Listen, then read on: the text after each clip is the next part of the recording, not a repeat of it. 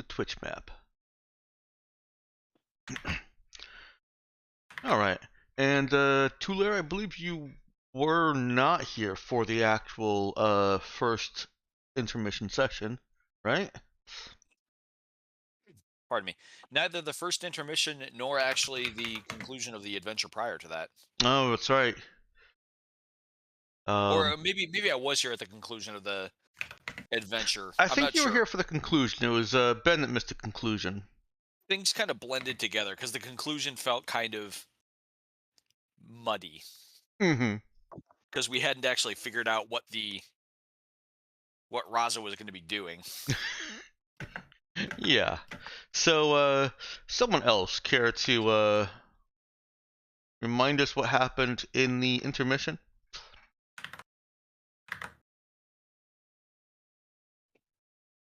I thought we didn't have the intermission. We just had like a talk. Yeah, we really didn't have an intermission. Well, we had one intermission session, and then we had last week was going to be our second intermission session. And okay, so going back 2 weeks, the major development was the weird psychic signal. Also, yes. Darkstar has been attacked by an extremely rude person who we should probably, I don't know, hire mercenaries to deal with or something. But mainly it was that there was a metaspace promulgated psychic signal that we have determined must be within 3 hexes of either of 2 systems. The one we have our base in and one a bit to the left. So we're looking at that as a thing that we need to sort out in the long run because there are no missions that directly point to it. Yep. In addition, Marcus spent some time on on Thurid in Kuditihirti, selling drugs, and we're gonna flash back to that at some point this session. We also had the beginnings of Archibald and Oogie trying to continue hunting down Park, or tracking down Park, and we'll also get to that in this session. But mostly it was dominated by the strange psychic phenomenon that affected both Marcus and Izya on your way between Holau and Zenthra. You were drilling between those 2 planets. And one real quick note, in listening to the session again, I realized that in 1 minute I said I agreed there is no direction in metaspace, and then went into this whole n-dimensional explanation of why there's no direction, and then in the next minute let you guys point and have directions. We got a distance, I think, right? More so. The way I had explained that was more... Well, direction and distance aren't the same thing anyway.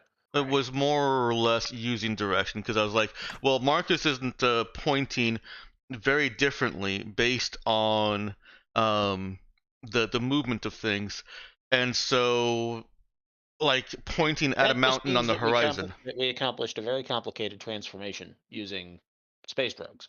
Okay. I just want to point out that yeah, I don't also my brain also doesn't really know how 4th or 5th dimensional space would work, so I think that there is both direction and not direction, and I'm going to leave it at that. It's not direction as we understand it. It's direction, Jim, but not as we know it. Exactly.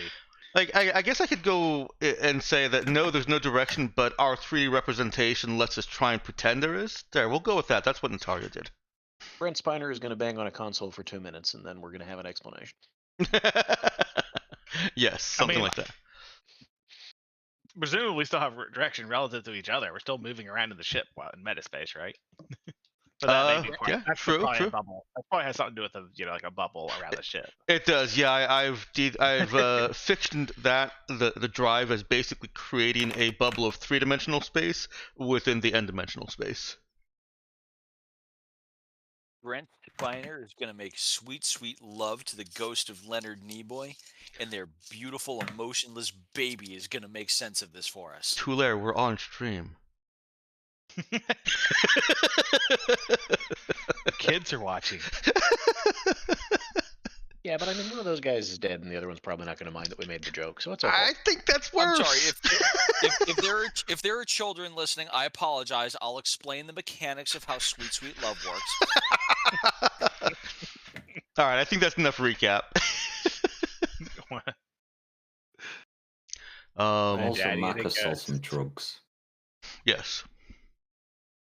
But luckily, you still had some for personal use left over. Oh yeah, yeah. In the commission of, or in the exploration of this strange psychic phenomena, Marcus and Izia did drugs. I mean, So- this is just how our crew spends downtime. I'm used to this by now. Izia I mean, was in very fairness- reluctant. Well, there's a did drugs and there's a did drugs. I responsibly administered hallucinogens as part of a process of metadimensional transformation. Marcus did drugs. Okay, but you still did drugs. It's true. Yeah, but it's different if your therapist tells you to take mushrooms or if you just eat some in the woods. That's all I'm I'm a saying. doctor, so I self-prescribed it. Self-prescribing does not necessarily have the same legacy of pseudo-respectability. Okay, do you want me to start doing what we did in the good old days on, cocaine for you? What's that, 5-year-old? An issue, cocaine for you? No? No, that's what they did in good old days. Used to just give cocaine to everyone. Yes, that's No, true. sometimes it's morphine That's not necessarily an endorsement of the or practice. opium or any other number of narcotics.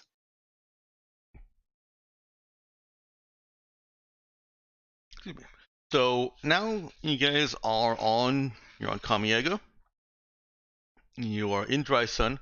Marcus and Izia were quarantined for the first night, but released early into the next day. And, sought out anyone who had any kind of cryptography or alien knowledge and met up with Hartman.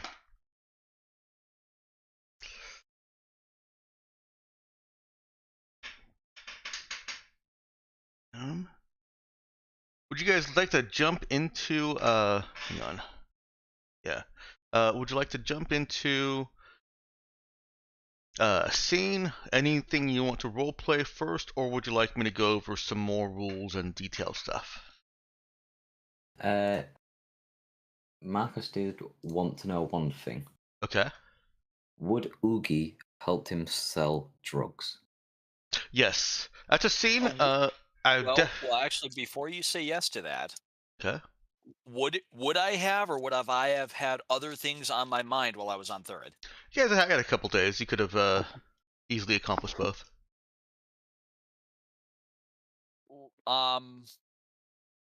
We need to have the park scene first thing, because there may be emotional fallout to that Okay. will impair Oogie's effectiveness as a drug runner. All right. Let's put that off a little bit then. I have a couple things I want to do first.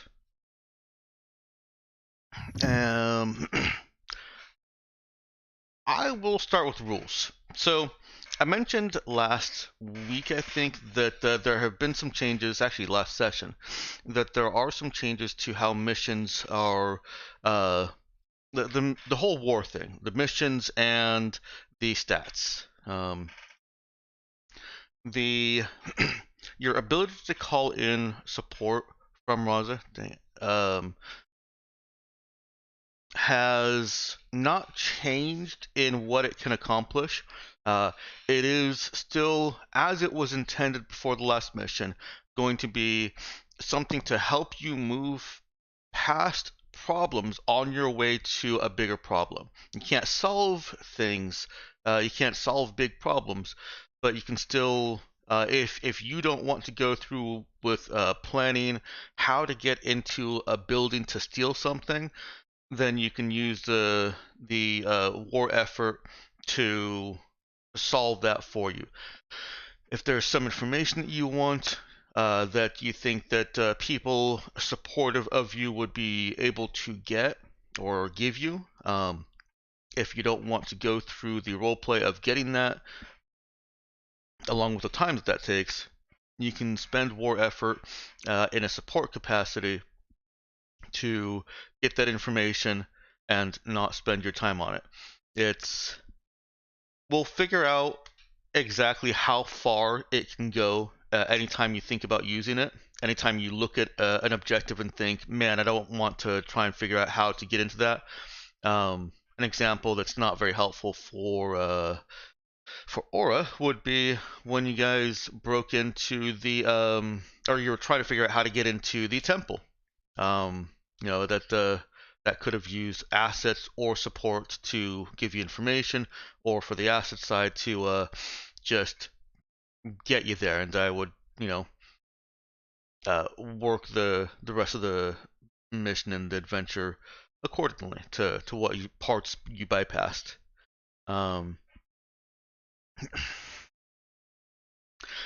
Have I? I'm a little bit caffeine addled right now, both having had lots of it already and not enough of it. So let me ask: has that made sense so far?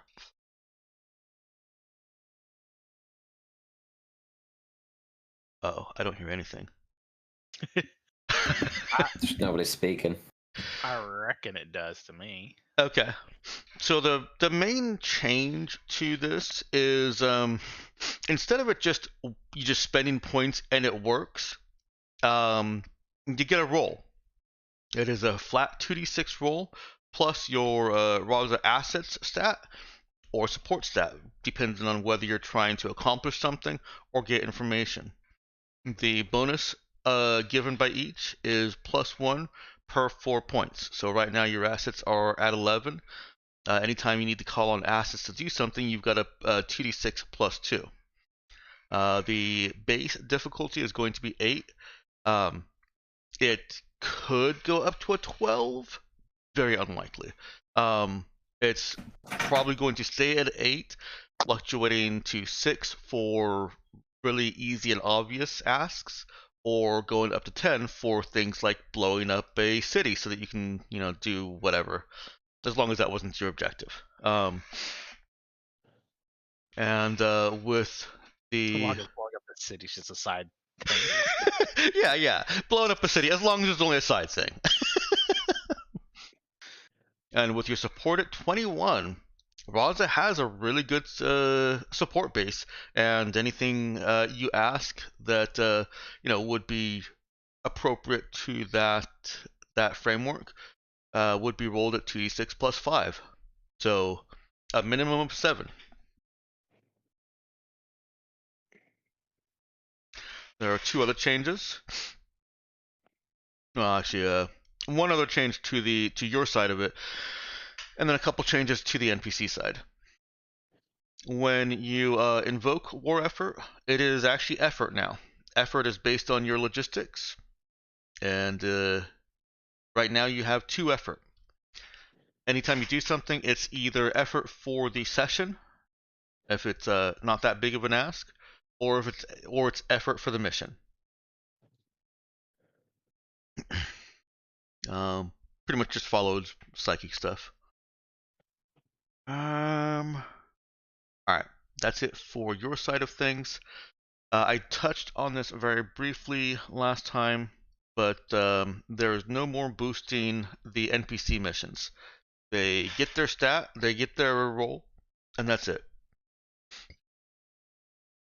I've also... go ahead, Knox.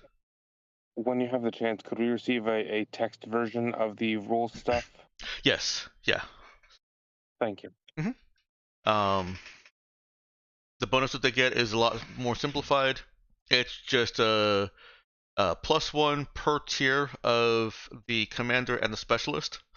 So +0, +1, or +2 from each of them, with an additional +1 if you send 3 additional crew. Failed missions are now D6 to determine if somebody is lost, or determine who is lost. with a 6 meaning that nobody was lost.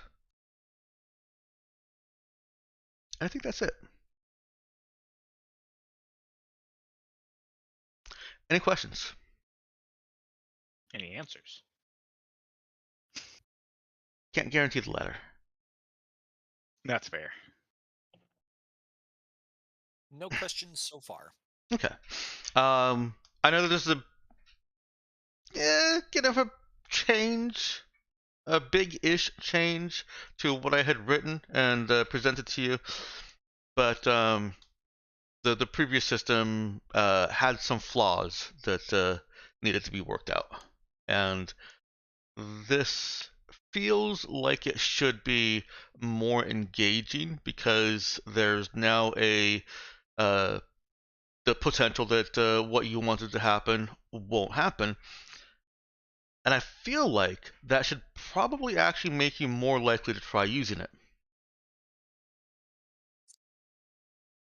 We'll find out.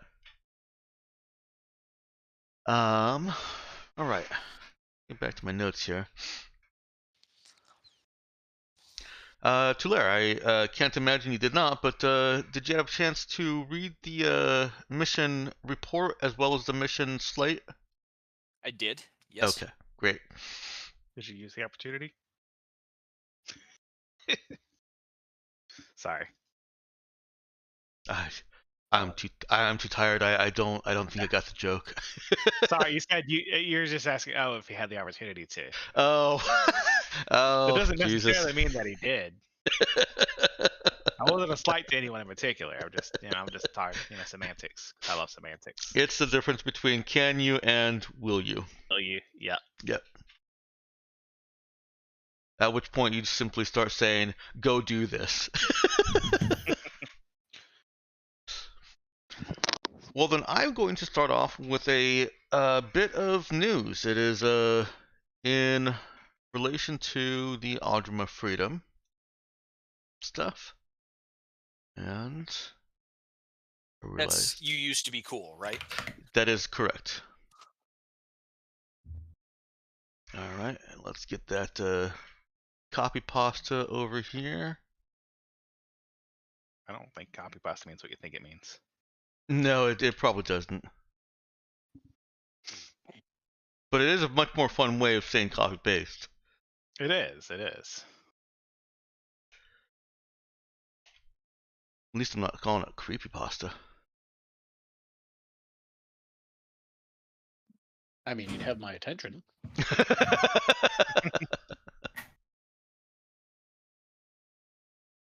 All right. Whew. Thank you guys for your patience. Sorry about the scattered eating here. And oh, should I check and make sure everyone can hear? Oh, sure. Yeah. But, Where's my hidden David track? I think I lost my hidden David track. oh no. Yeah, I know, right? Friendly reminder for those who leveled up to 5 last session. That is a focus level. Don't forget to pick a focus. Right. Alright, I'm I picked a focus. playing the hidden Richard track real quick. The following broadcast is not. Everyone hear that? Yes, I Yeah. heard that. Alright. Ancient rituals steeped in arcane energies, lost with the rise of man. A pulse of psychic feedback rippling outward from Mactora. And whispers, overheard by young Benedict, of a tireless evil lurking at the edges of space. Can the Freedoms uncover the nefarious plans of their captors? Will they be too late? Don't miss this action-packed, 2-hour, interactive mid-season special episode of Audruma Freedom, Echoes of Eternity, from Multifarious, on your Showbox chip or some media card today. Get it ad-free, for only 3 credits. Not included with Audruma Freedom Season Pass.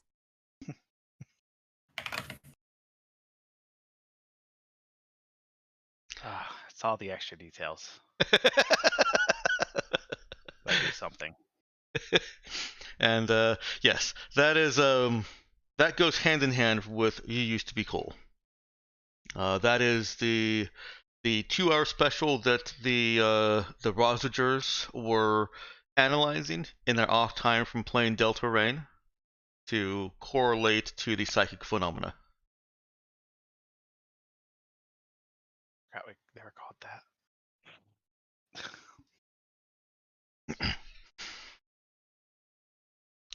Oh.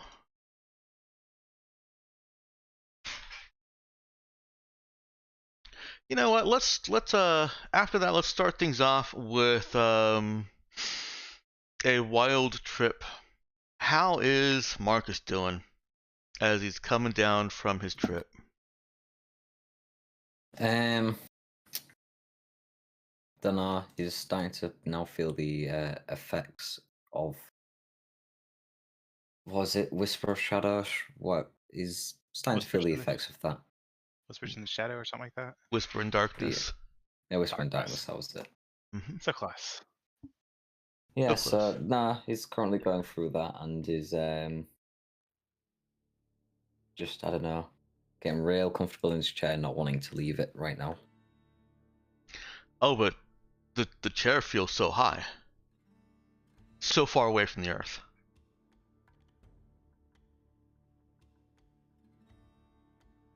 That is true, but he sees it as his comfort, so that's what he's doing.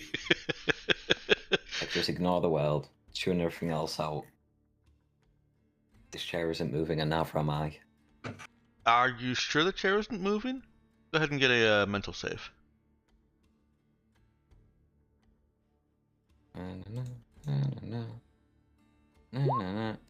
Oh.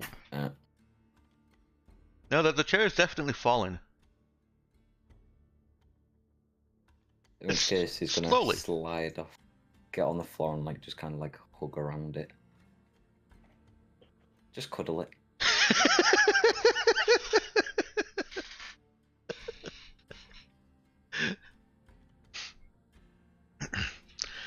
The this sensation that the chair was falling and that everything above Marcus is just it's sinking through molasses down towards him is exacerbated by a shifting that telekinetic pull that he was feeling. It is shifting. It's changing even as everything feels like it should be falling towards him. It starts to feel like it's falling towards him, but also towards that telekinetic pull. Who wants to walk in on this?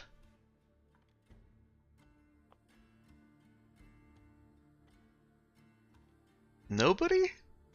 Nobody wants to see Marcus cuddling the base of his chair on the floor? Just in fetal position, just hugging it.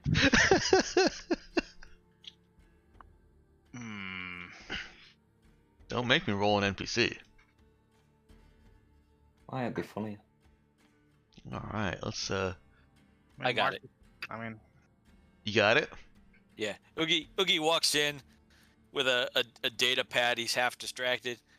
Hey, Marcus, I was hoping to go over some of the figures from the sales we made on Third. Whoa.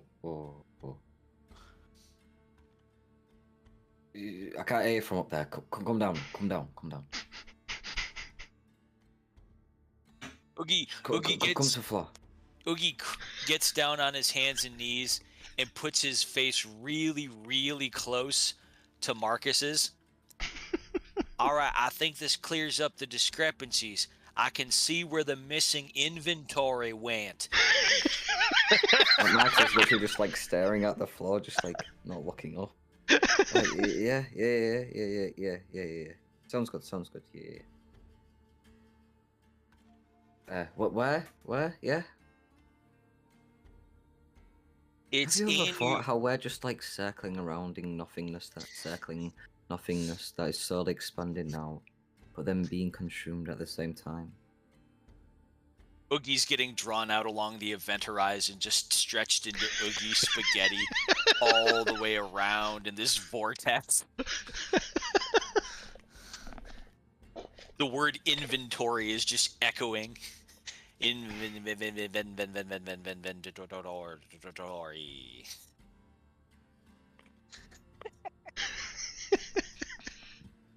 Like, what if there's just like something more that existed between the blackness that like we can't even comprehend or see, and it just knows and sees all, and we're just little ants to it.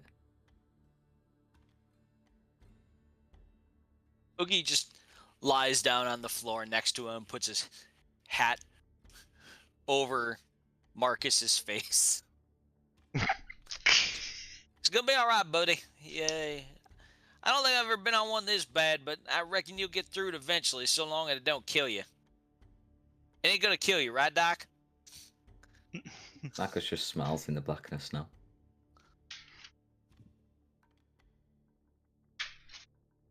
Now who's gonna walk in on it?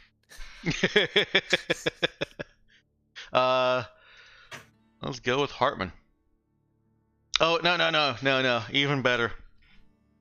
Let me ask a real quick question. Have Marcus or Izya talked to Carter about their jam session locating what they think is the location of this alien beacon? I mean, I think that's pretty much inevitable that Izya has. Okay. All right. Well then, let's see. We'll say that Carter has sent a text over to Izya to meet in their hex, their hexapod apartment things. Fine with me. And either Carter or Izya reach Oogie and Marcus first. You got a preference there, Aura? Nope. All right, 1 to 3, it's Carter. Izya arrives first.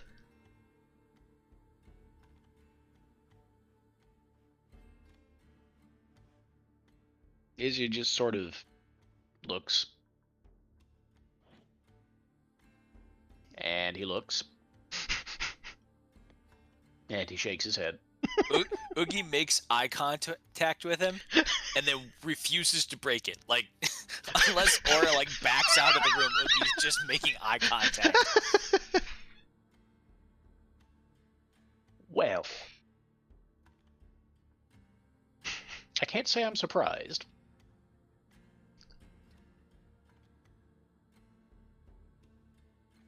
Oogie puts his fingers up to his lips as Marcus is rocking with Oogie's hat over his face.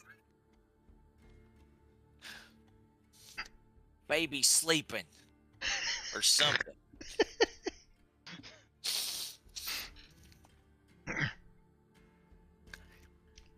All right, you hear the outer door beep as someone else is using their access to enter without calling in. It's got to be Carter, otherwise they would have to ask for your permission.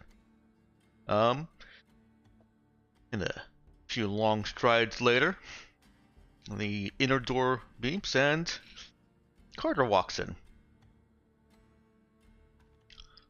She immediately looks at Oogie and then Izya and points at Oogie. Who's that?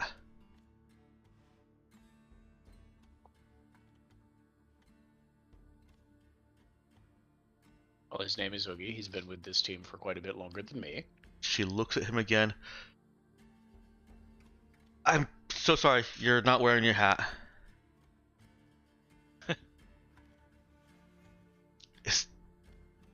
That's what you look like without a hat. Okay. I mean, I didn't have time to go and get a spare. This fella here needed it more than I did. Remember, what was Oogie's hair situation?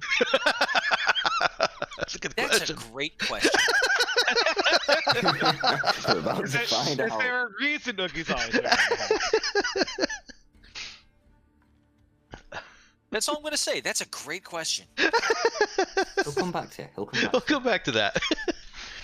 All right. She looks at the fetal heap.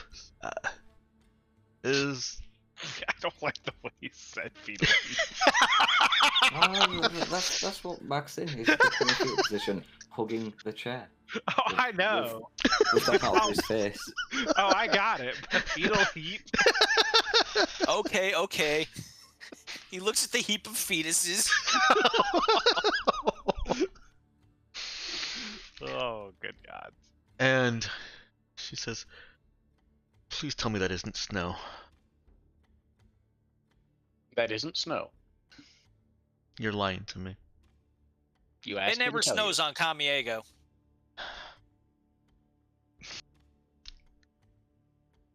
Okay.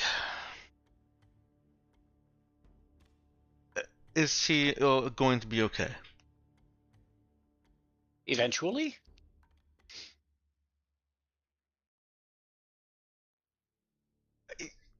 Yes. She straightens herself and tries to look like the command executive assistant that she is. You know, whatever her title ended up being, I can't remember what it was. And holds out her data slab in front of her very firmly and crisply, and says, great work, Izya and Marcus.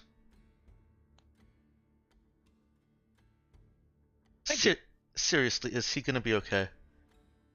Eventually. Okay. I'm not qualified to be any more specific than that, I'm afraid. Who he is? In theory. Oogie grins mischievously and points at the hat. I mean, you can't see him under there. According to Mr. Schrodinger, he's both alive and dead right now. Don't say that. Please don't say that. We At won't that know point, until the we chair make an starts floating in observation. the air. She looks at the hat floating in the air. What did you say? Lord be, it's a miracle. Marcus is going to shuffle over to his locker. Is he scooting around on his back just like... He's going slug mode, like brings his knees to his chest, pushes out, knees to the chest, pushes out. Carter is standing there, still and straight, all spindly limbs in a line. She looks like a twig holding on to a data slab, and her face is a little bit paler than usual. She just stands there, lips pinched. Yeah, he just reaches in, searches around on the bottom, pulls some out, then stabs himself. Very slight raise of her eyebrows, but she continues staring ahead at the top of her data slab. And Marcus stands up. Right, come on then, guys. Right, I'm ready. Come on. That startles let's her. Do this. Let's She do this. Come on, jumps. Let's go. She jumps and Yeah. squeaks. Come on. Look. There's no time to waste.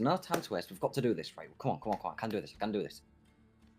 And then Marcus is going to attempt to jump while he is hyped up on sight.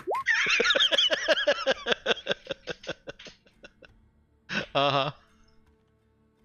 Yeah, well, let's play this with another save. Go ahead, give me that a physical save. He jumps up in the air like, yes, come on, guys, it's all in the head. It's not real, but it is real, but it's not real. It's Oh not my real God. now, but it is real. I'm picturing come on. Moss from the IT crowd when he puts on women's pants.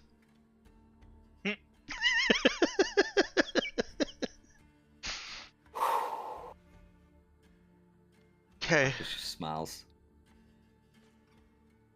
I came to tell you that she That one, pauses, right? looks over at Marcus. And she sidles a little bit to put Ugi and Izya more between her and Marcus. Based on your information, based on the work that you did, I'm making an executive decision to amend your mission parameters. If All right. you're confident in your assessment, then you'll deploy under Operation You Used to Be Cool, but may proceed directly to any destination of your choice. This once, just this once, your mission oversight authority will override your ship captains for purpose of destination only. Right. Yeah.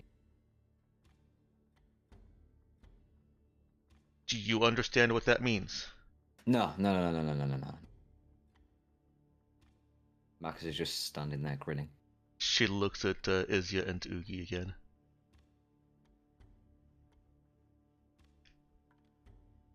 Do you understand what this means? I legitimately don't. I reckon it means we can go to where we figured out that psychic phenomenon came from. There's so many places. There's so many places to go. How will we go to them all? How will we decide? I mean, there's like 4 options right now. You've got the magical hotel. You've got the weird hive mind. Then you've got the weird other places. I mean, how will we choose which one to go to? Which one's the correct one? I've searched the record files of all of our personnel, except for the Trin, and the Brood that are still being processed. None of them have been to any of those locations. So it's just a guess.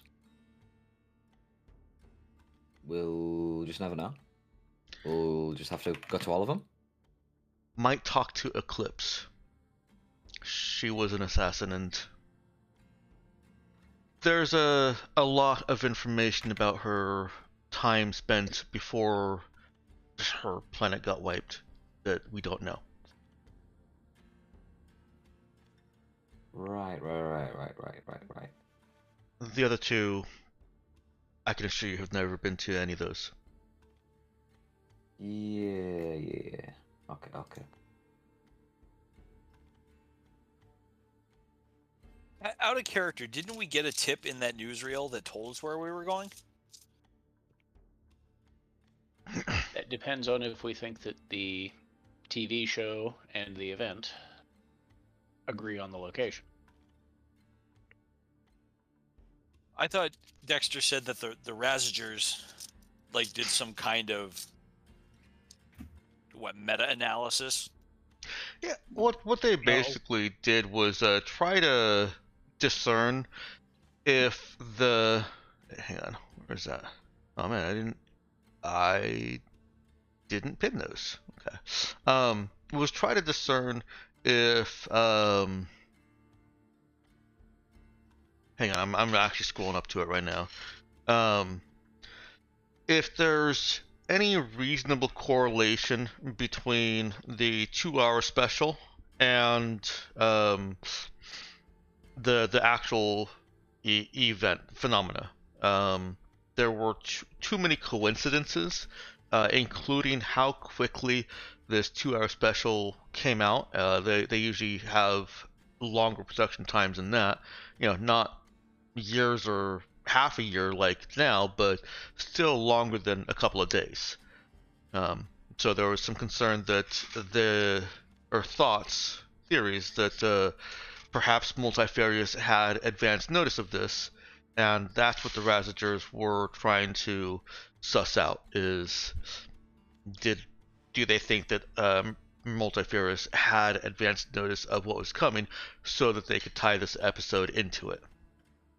Okay, I misunderstood that. And what was the verdict? Well, basically, the teenagers conclude that the event tie-in is lacking too many details for any clear and sweeping foreknowledge. The main similarities between the events is the use of common tropes, including the Scream-like sector-wide psychic disruption and the timing. And that the the award-winning young adult science fiction serial is surprisingly good, and Alyssa Carter is apparently rooting for Brandy. That was So it's inconclusive. It is inconclusive. But there's still gonna be something to it, which I guess is what inconclusive involves, huh? Oh, okay. I won't agree that it's completely inconclusive. It's inconclusive in a scientific sense. There are still some shreds of correlation. It's still suspicious, yeah. Yeah. Basically, she noted that either multifarious projection is lightning fast, prescient, or extremely lucky. Like Randall Monroe says, correlation may not imply causation, but it does wiggle its eyebrows suggestively while mouthing, "Look over there." That's pretty much what this is setting up. Yes.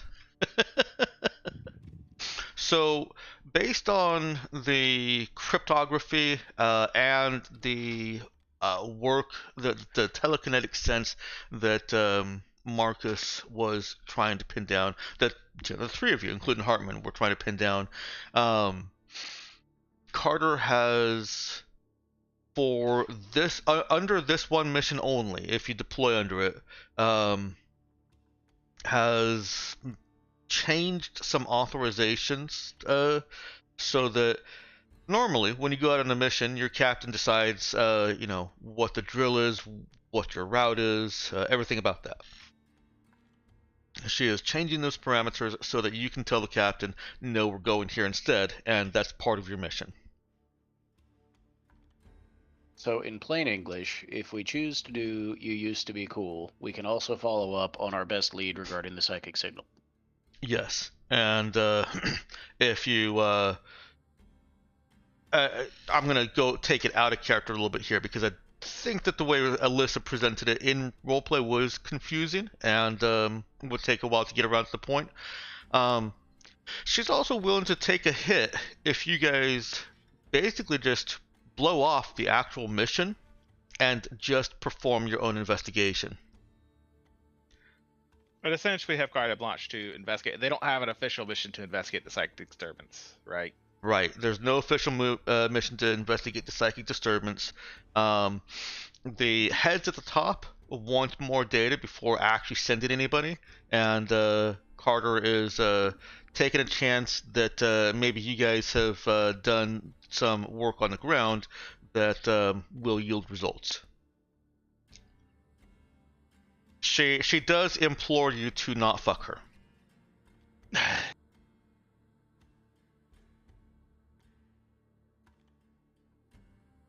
Okay, good to know.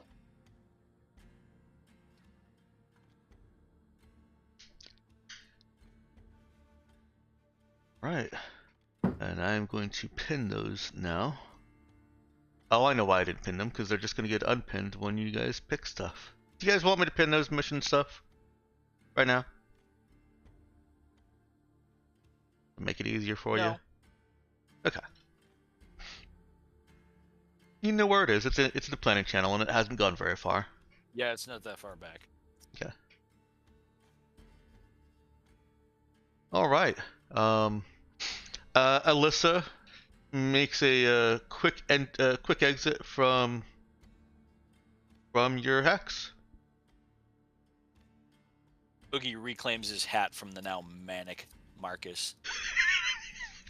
Just another manic Marcus. Oh no. Something. Fun. That's my snow day.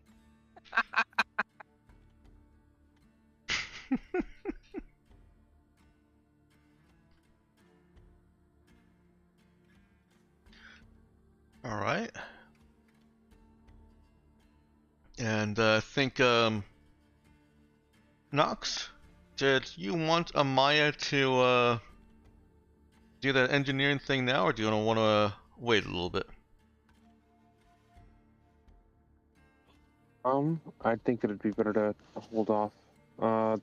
Maya currently has a lot of those projects on their plate, so adding another one might be spreading a little bit too thin on the R&D department.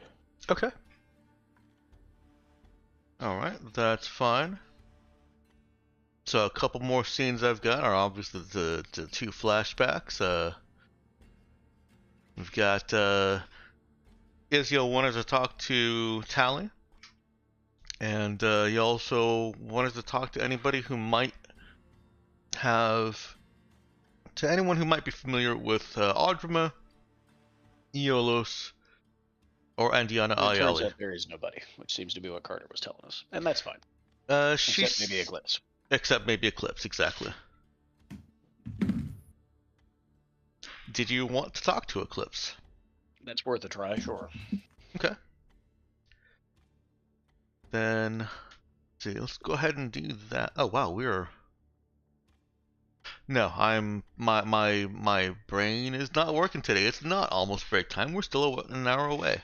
Good. Well, speaking of that, I am going to go ahead and feed my cat because they're already chirping at me. Okay. Randomly close out the stuff from Cody to Hirty first. I'll be a second. All right. And what I missed it. What were you saying there, Aura? I think you should probably close out the hanging threads from Cody to Hirty first. What, before he feeds his cats? No. Wow. Is that one of you guys? Okay. No meowing on stream. Why not? Because it makes me think that there are cats playing. Literally 1984. Wait a minute. That reminds me of an old an old meme. Oh. All right. We're all over the place this week, huh? We are. Image dump channel. I'll check it in a minute. Eclipse isn't hard to find. The Trin, the mission team Trin, still tend to stick around the other Trin, but they also spend what almost seems like obligatory social time with the mission team ship crew. Okay. And so, when it comes to finding any one of them, you can generally find them in the mess for breakfast and dinner.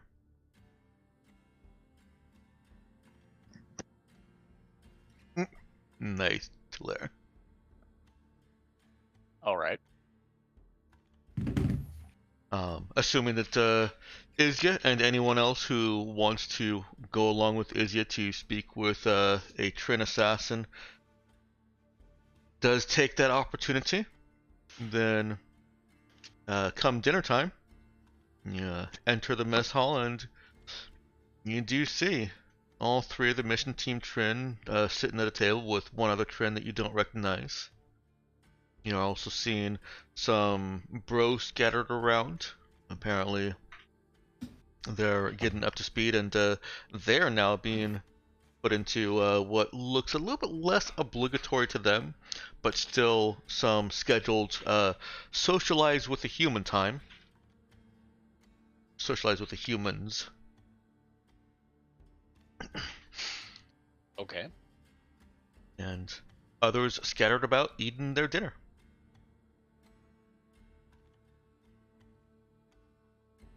How did you want to approach Eclipse? Directly. Okay. Is anybody else going with Izya?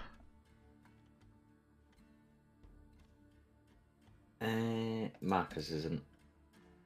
He's Okay. just trying to cope with what's happening. Okay. Izzy and Archibald head on over to the table. Acid gives Archibald a more cordial of a head nod than anyone else gets. I return said head nod. And the rest of them stop talking in low tones as you approach. So I'm told that if anyone here has been to Elorio, Mectra, or Cabal, it is probably you. And I point to Eclipse. She lifts an eyebrow. What makes you say that? Process of elimination. That's my job.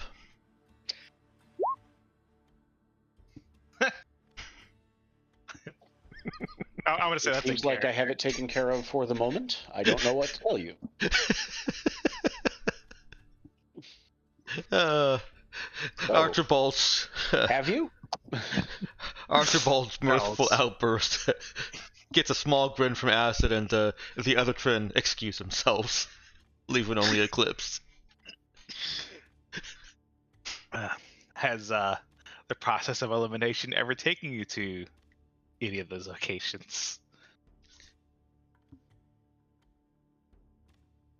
I've been to Hotel Cabal. What can you tell us about it? Specifically as to the likelihood that it is the source of the disturbance. She sits back and ponders her plate. And shakes her head. I don't think so. No? Why not?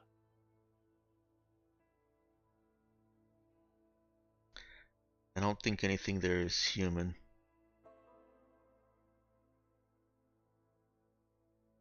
Has no care for anything else. Why would it? So what you're saying is, even if there is an entity there that could cause such a disturbance, it probably wouldn't bother? What I've learned about these entities here is they take over humans and androids, right? Yes, although that's not what I'm asking about. Let me be clear. I'm asking about the psychic disturbance.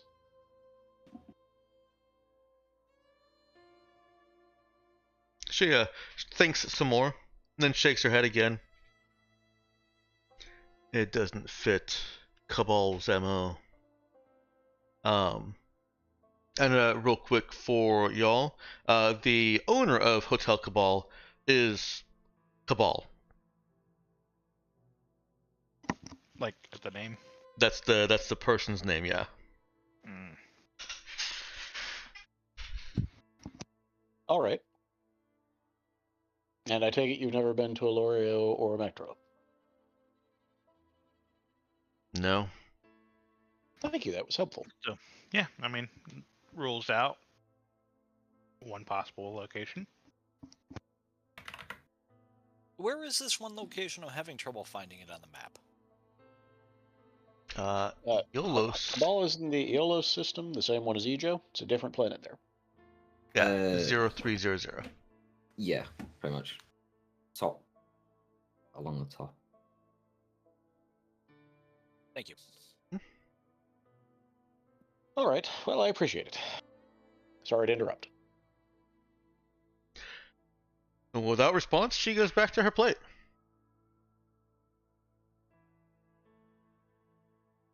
What is what was? Do I know what sort of specialization of assassination Eclipse was?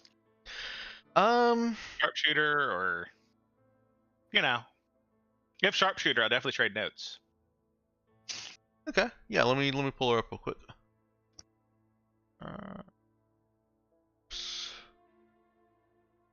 Nope, wrong one. I mean, there's some overlap between assassin and bounty hunter, right? Yeah, I think so. Sure. There's Eclipse. So, not so much sharpshooter. There's how to put this? You know what? This could be a conversation that Archibald has. All right. Is Eclipse still actively, I guess, employed as an assassin? I guess not exactly, right? I mean, I mean, how often does the roster need an assassin, right? well, Maybe I should ask that.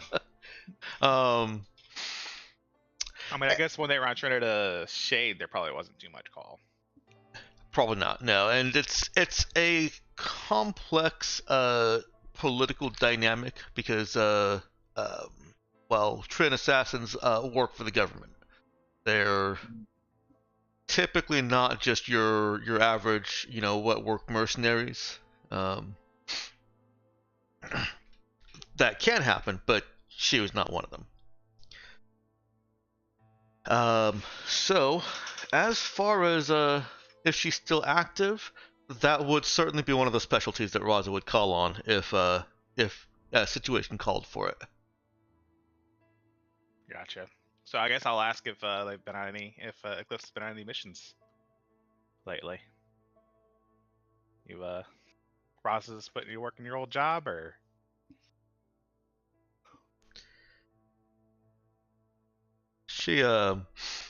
He's one of those, why is it still talking to me, sighs and looks up. No. Are you looking to go back, or? I relish the day I can kill some humans. Lovely. Well, Is that the answer you wanted to hear? not strictly the human part. Just, curious. I don't think I ever just have some, I put down supposedly I put down a few people. It's I certainly know how to. Just, You're a human assassin? Yeah. Well, I was a bounty hunter. There's some overlap there, right? She gives a small nod. Some, yeah. You know how many you killed? Don't know. I doesn't seem like I was much on the record keeping side. Right, and you were one of those stripped out your memory, weren't you? Yep. Keep the skill. It's strange to know how to do things and not know how you learned them. Leans forward a little bit. What else is it like, losing all your memory like that?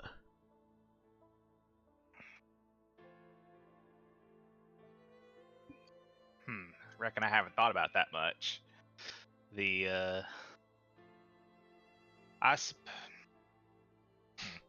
really haven't thought about that much. It's most of this strange, knowing how to kill people and not know if that was enjoyable or not. I suppose you seem to enjoy your job. No, I just want to kill humans. Oh. So wait, did you kill humans before for the whole Trinity Fade incident? She shakes her head. So it's just kind of like wanting to kill humans after that whole thing. Can you blame me? Well, I find it hard to assign blame. I usually, I just really feel like I should just do what I need to do to get paid. Is usually kind of the gist of what I feel like. So I don't think it was necessarily about the killing for me. I didn't enjoy killing, if that's what you're asking. Well, right. Just really on that human thing. I mean,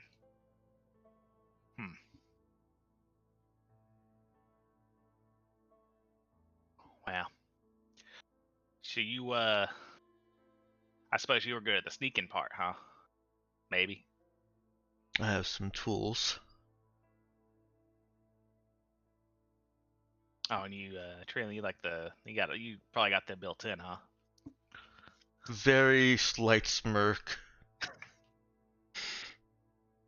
And, almost like she's showing off to herself, she They are part of their cyberware.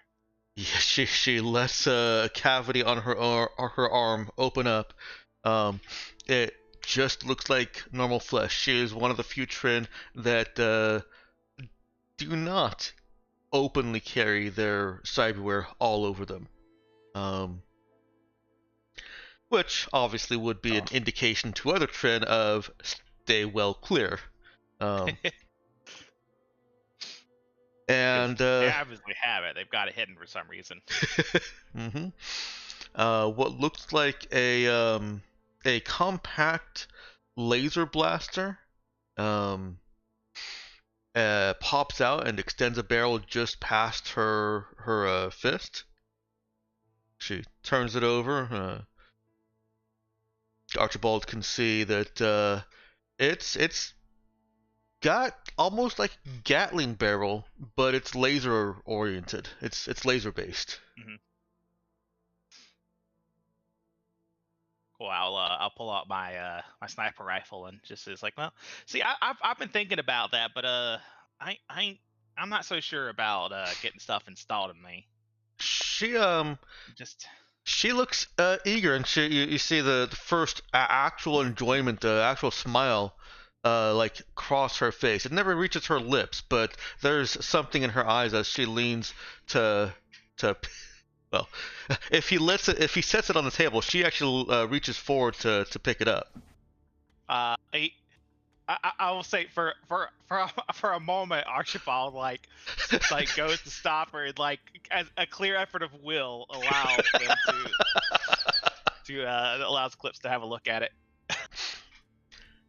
She scares a few people in the galley. Probably like scoping in on it. She doesn't aim at anybody, but she does actually take a look through the scope, position it like she's going to shoot a light out. And Archibald with his shoot skill, his skill and ability with guns, recognizes that there's all the trigger discipline he would expect from someone who's very well trained and versed and experienced with firearms. What's lacking is the social component of the trigger discipline. Don't pull it out and aim it anywhere around people. Yeah. He's clearly more nervous about someone that's holding his rifle more so than the trigger discipline thing. But after a very brief inspection, she hands it back to him. She doesn't, just dump it or anything. She hands it back to him with the respect due to that weapon. That's very nice. Yeah. So, well, back to the whole like cyberware part. Where if I was gonna look at that, what would you recommend I start with? What do you want to do? Well, I suppose. I mean, anything that goes with the sniper rifle. Well, she starts describing the weapons that have been put in her. That weapon she popped out was basically a spike thrower that shoots lasers. Fancy. And she talks about the blade that she can bring out of both arms. And says, tells him that these were standard issue for Trin assassins. But soldiers could sometimes get sniper rifles instead of the spike laser. Certainly, that certainly gets Archibald to thinking. It's like, I really want this thing in my arm. She shakes her head. She actually thinks that the configuration the Trin have basically fallen into, not fallen into, but what they've come to is ideal. You've got your sniper rifle, which take some time to set up, and you don't want to take it everywhere, but when you do, it's a prepared position and all that. These tools embedded in her are for when things have gone to shit.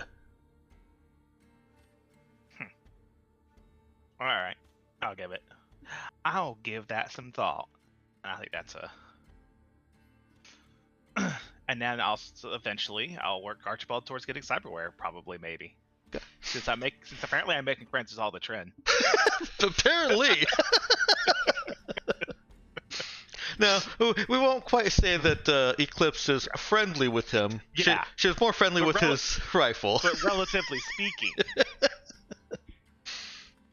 And she does. She will talk to him about some of the killing and stuff.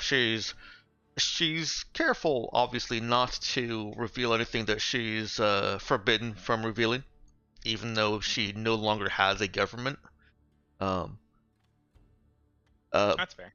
But yeah, if he's interested in some of the work that she's done, then he can coax that conversation along.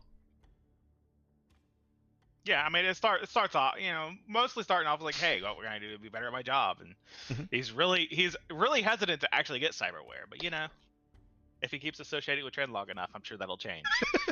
Go ahead and roll me a charisma talk. Oh, sure. I've got charisma.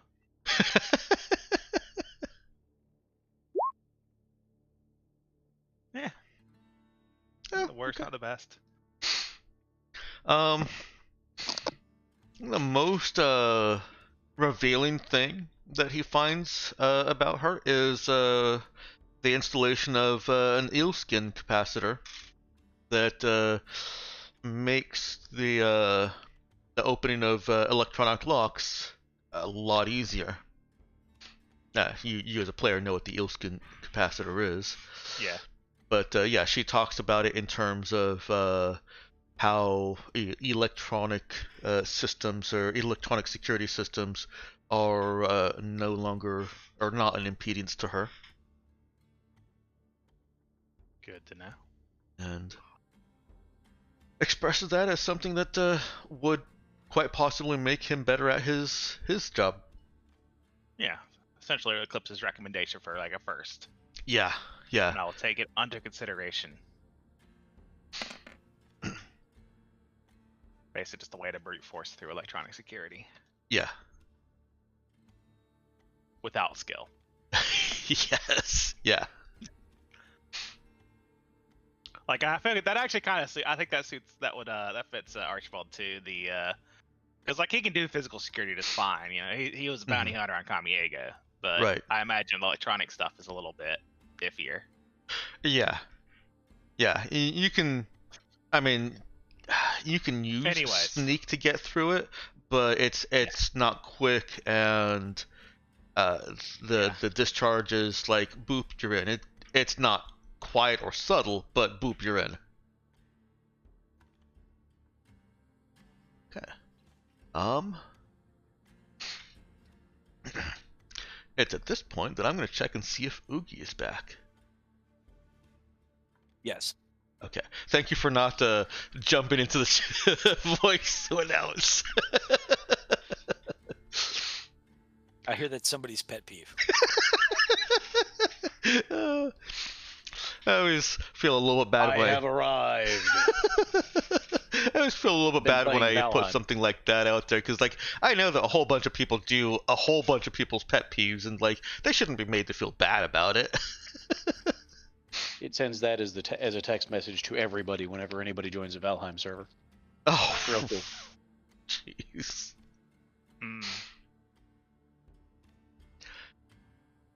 All right, we're going to break up the scenes here with one more bit of news that it's actually been stirring around Kamiego for a while,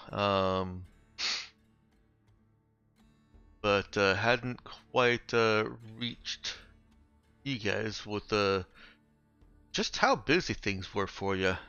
How hectic your first day back. Get set up to post it in. Gosh dang it. Post it in the channel. This one is a little bit longer. It is a richer track, so yeah, it got longer. Wait, why didn't it?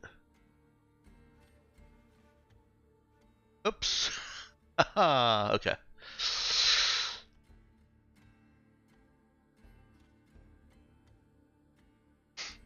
Okay, let me stop the music.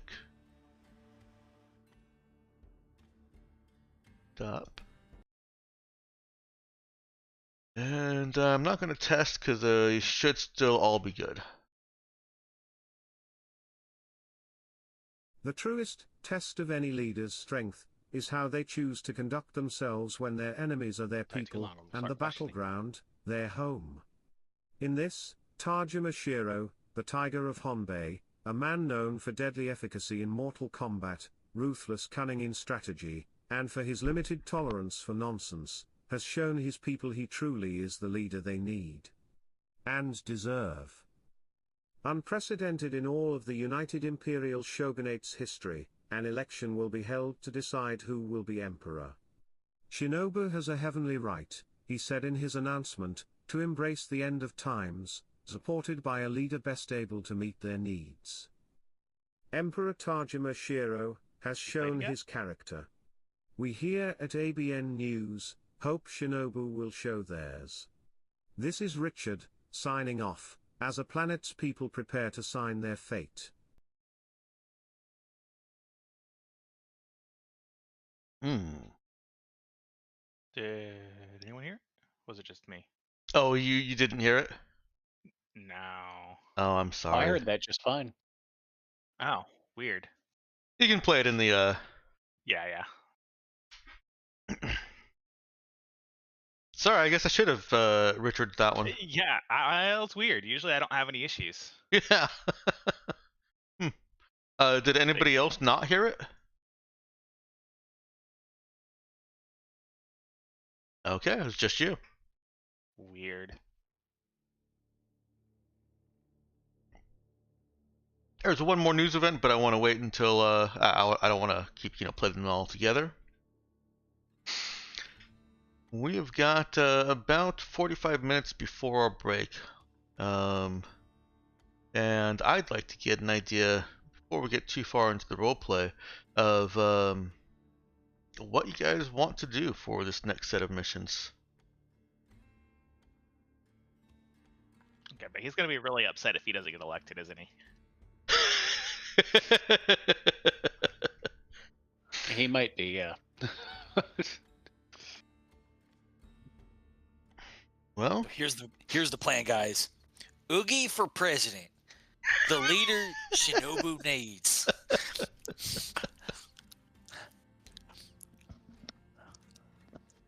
All right, so we're agreed. Our next mission is to get elected president of Shinobu.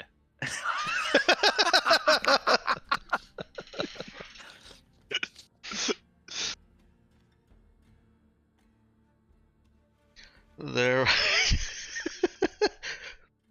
Yeah, if go ahead. Unrelated, but something got said earlier that I wanted to bring up.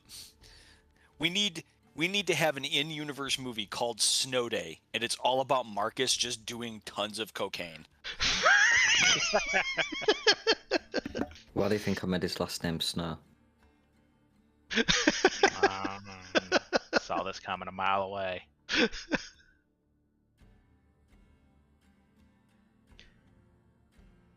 It'd be like that new movie Cocaine Bear, only it's just some random British guy.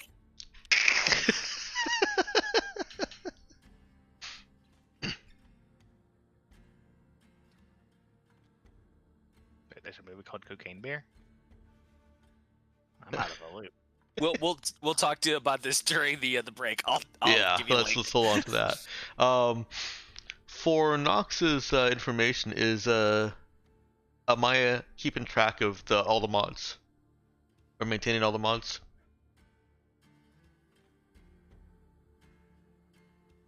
I mean, she can maintain a ton, so I'd presume so. I think I missed half those words. Can you repeat that?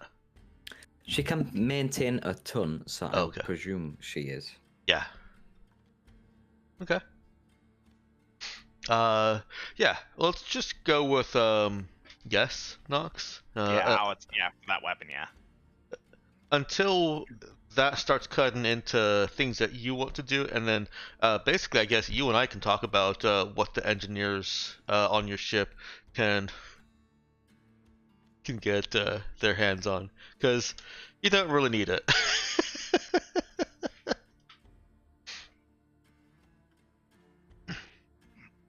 I feel like that weapon, I imagine, so long as possible, Archibald would want Amaya maintaining, because, you know, it's his baby, and Amaya's the one that put it together. Yeah, I was gonna say that. Yeah, that makes sense. All right. So where is that?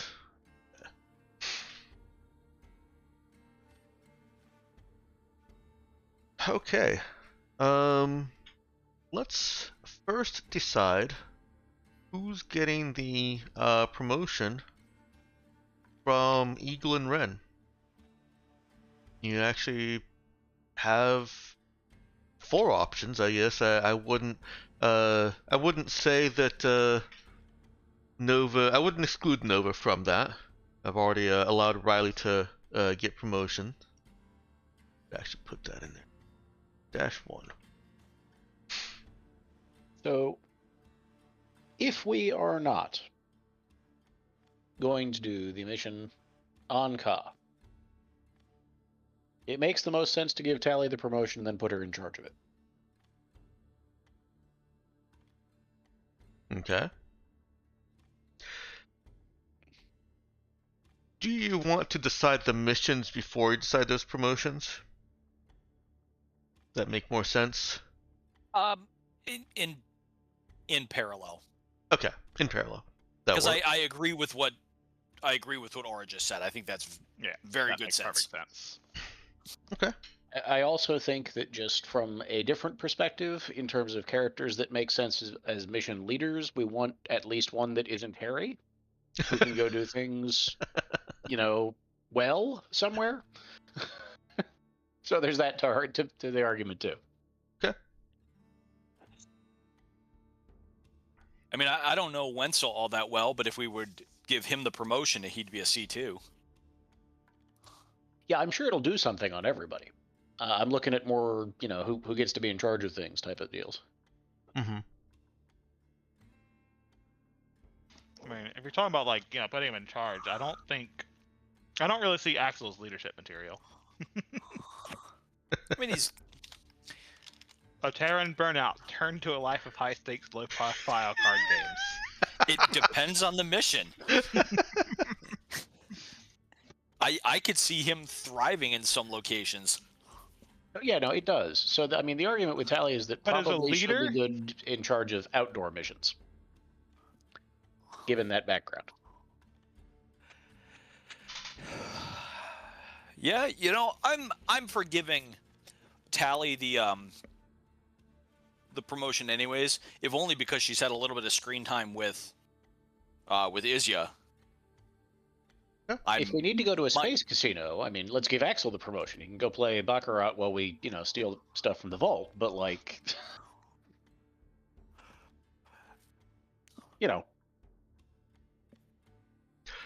Or did you have more there, Oogie? I was just going to say, I favor giving promotions to NPCs with whom we've had screen time. Gotcha. It's just my preference. Yeah, that makes sense. I would say it's between Tally and Nova. Yeah, I could definitely see the argument for Nova too. But do you want Nova in charge? I guess I'm like the assault team. Well, that's definitely not a let's put Nova in charge. So, okay, here's the further, if we're assigning NPCs argument. We promote Nova. We send Nova, Eclipse, and the other 2 hardest sons of bitches we can to go kill this guy who attacked the town, and we succeeded it. Just send all the dread after him. That's Actually, a terrible idea. We should maybe do that anyway, Man, just to Death make a Squad. statement. We should maybe do that anyway. The problem with that is that's going to be very easy to put back to the Raza. Even if they do even if like that's not our big concern, the political ramifications of Raza sending a Trin kill squad to deal with their enemies is terrifying. Or great, depending on It how you is, want to but look it's at gonna it. look really bad as a newly Yeah. recognized government. Yeah, it'll look really bad, but also people won't screw with you. You can't really argue with that, can you? Galactic Mandate might screw with us. There's bigger fish in the pond still. Well, okay. So we don't want to send a Trin hit squad to kill this guy just for attacking our town. Is what I'm hearing. Not I'm an sure. exclusively Trin. I don't think it's the most politically savvy move. Now, if we send El Rada with Nova and one of the bro in tow, now that would be an interesting statement. Yeah, I mean, I'm trying to think, one step further ahead than just who does it make sense to promote? Any of those characters. That's why we sent them on that mission, right? Right. So actually, I want to know from Dexter if he's willing to share, because Riley got kind of a special promotion, and presumably Nova would get a similarly special promotion. What would her role become in that case? So she's going to remain a unique. The uniques are always going to be a unique classification. For Nova, she's already 3 hit dice. I mean, I would probably take her. Well, actually, let me back up. I did not do Riley along a specific path. Now that I remember it, hang on real quick. Let's see. Y'all can see the character sheet, right? Like the actual character sheet for Riley? Can we? Maybe? You Yes. should be able to, yeah. I have been in the past. I haven't checked right now at this moment. Okay. Unless you Shift double force click. it into my screen. So, at the bottom of the sheet, down in notes, I've listed what her actual U-1 promotion entailed, and Riley gained a hit die, +1 skill and +1 morale. Nova will also, this is all mechanical for now, Nova will also gain some benefit from a promotion. It might not be hit dice since she already has 3. I might reserve an extra hit die for, like, the I second guess- promotion. And also could be a case. I mean, she doesn't really have it because she's like very generalist, right? She was not good at really anything. She really wasn't. So her promotion, I'm That would be gonna lean more on you guys to kind of, yeah, how is she promoting? What skills is she focusing on in this development? Because this promotion wouldn't, or Nova's promotion wouldn't be so much. Actually, none of them are really. You did a good job. You get more hit dice, or you get more responsibility. All of these are just the kind of personal growth that they're experiencing throughout this. And I guess I'm working myself around to say, your decision to promote Nova or any of the uniques would also come with some discussion on what you think they did that they grew from. Does that make So- sense? for I, now. I know what I would like for Nova if we give her the promotion then. Given that we sent her to Eagle and Ren, have her take away some of the wrong lessons, where she basically learned how to mingle with pirates. Give her some bonuses when dealing with any of the underworld. I was going to suggest she become more intimidating, but it's along the same lines.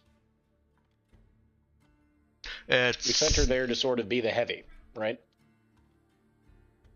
sounds to me like you're Yeah. both on kind of a track of becoming a little bit more confident in her own strength and prowess. Yeah. Yeah. I think that's actually that's a good direction for Nova to go in because she was definitely like, yeah, really lacked confidence. So that makes sense too. I think it's so. Help me out here mechanically. What would we be anticipating on Tally or Axel? Just they'd do better at their jobs? Yeah, Tally is a guard. She does have a set path. At G1, she would gain a hit die, which Isn't bad. is not bad. Yeah, that would give her 2 hit dice. She gets an attack, +1 to attack, +1 damage, +1 morale. Puts her at 10 morale, which is makes her very, very unlikely to break. Okay. And guards get a D6 +2 instead of the normal NPC D8. So, let's see. She could still only gain 1 if she rolled snake eyes on both of them. But still. Theoretically. Theoretically, yeah. Tally. You know what? I should. Hang on. Oh, because she has pretty decent HP. She does, yeah. She rolled a 4 on that. Okay. I'm not going to tell you the exact mechanics of this, but I will tell you that Tally has a certain fire about her that might put her into a better position against difficult situations. Got that I'm on felt the right awkward. track there. Under Yeah, pressure. That's the go do something dangerous, Commander, if we head down that route. Or just send her into, like, oh my goodness, what is this nonsense? Yeah, Type yeah. of stuff.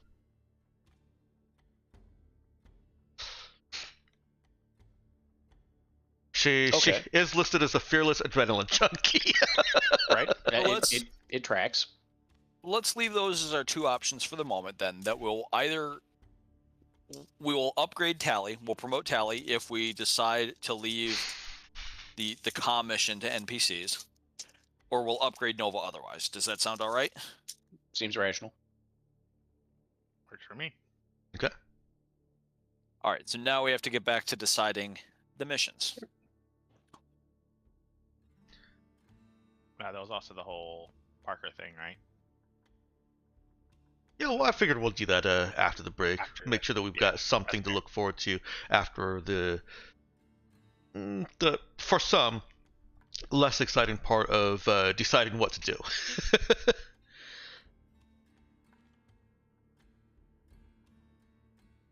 Mix it up between command and roleplay. Command play. Okay, so what other questions do we have? What mission we doing? Oh, right. Daddy Warbucks, too. Did we decide did anyone level on that? There's only one person that could. There's only one person who can. Was Simon, Yeah. I Right. think. It has to be Simon because everybody else leveled already. And nobody gets promotions from Dark Cold Silence? You get 1 promotion from Dark Cold Silence. Let me I'm backtracking on what I've said before, but since I've already started with Riley, you could also promote Harry. He would be in the same kind of place as Nova, considering he actually has 4 hit dice, not just 3. So he's not going to gain more hit dice from a promotion, but he can still benefit from this more dangerous world experience that he's got. All of the U's are, when placed in an appropriate or commanding an appropriate mission, they're already going to provide a +2 to that mission, regardless of their whether they're U1 or U2. We're also not really we don't really have a shortage of people that are tier 2 to lead missions anyways now, so. Right, you really don't. 4 hit dice, and we sent him to go to Un. Diplomatic mission? No, we sent him to Un. It's like he's already secretly a bro. I mean, yeah, basically. Not sure it's a secret. Speaking of which, do you have pictures of the bro? I do actually. Oh, yeah. I hadn't put them into tokens yet because I was all kinds of uncertain about them. They don't look terribly like Drax, and I was just Skin Yeah. color. yeah, I'm Well, no. not sure how I feel about it, but I figure let me save these real quick.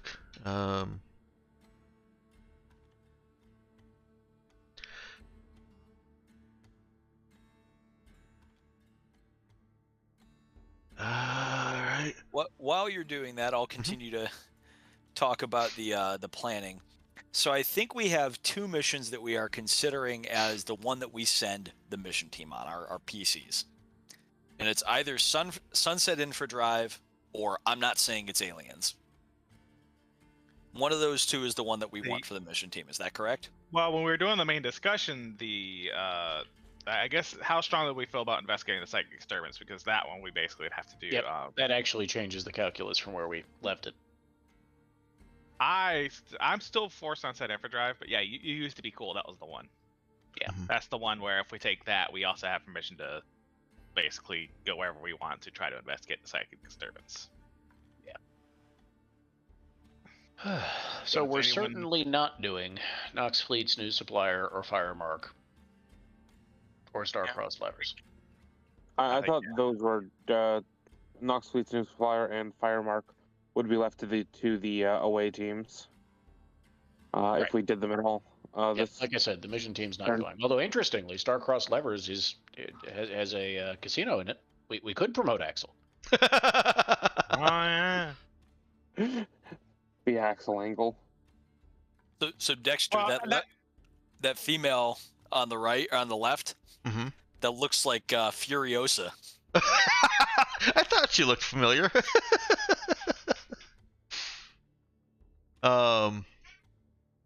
What is it?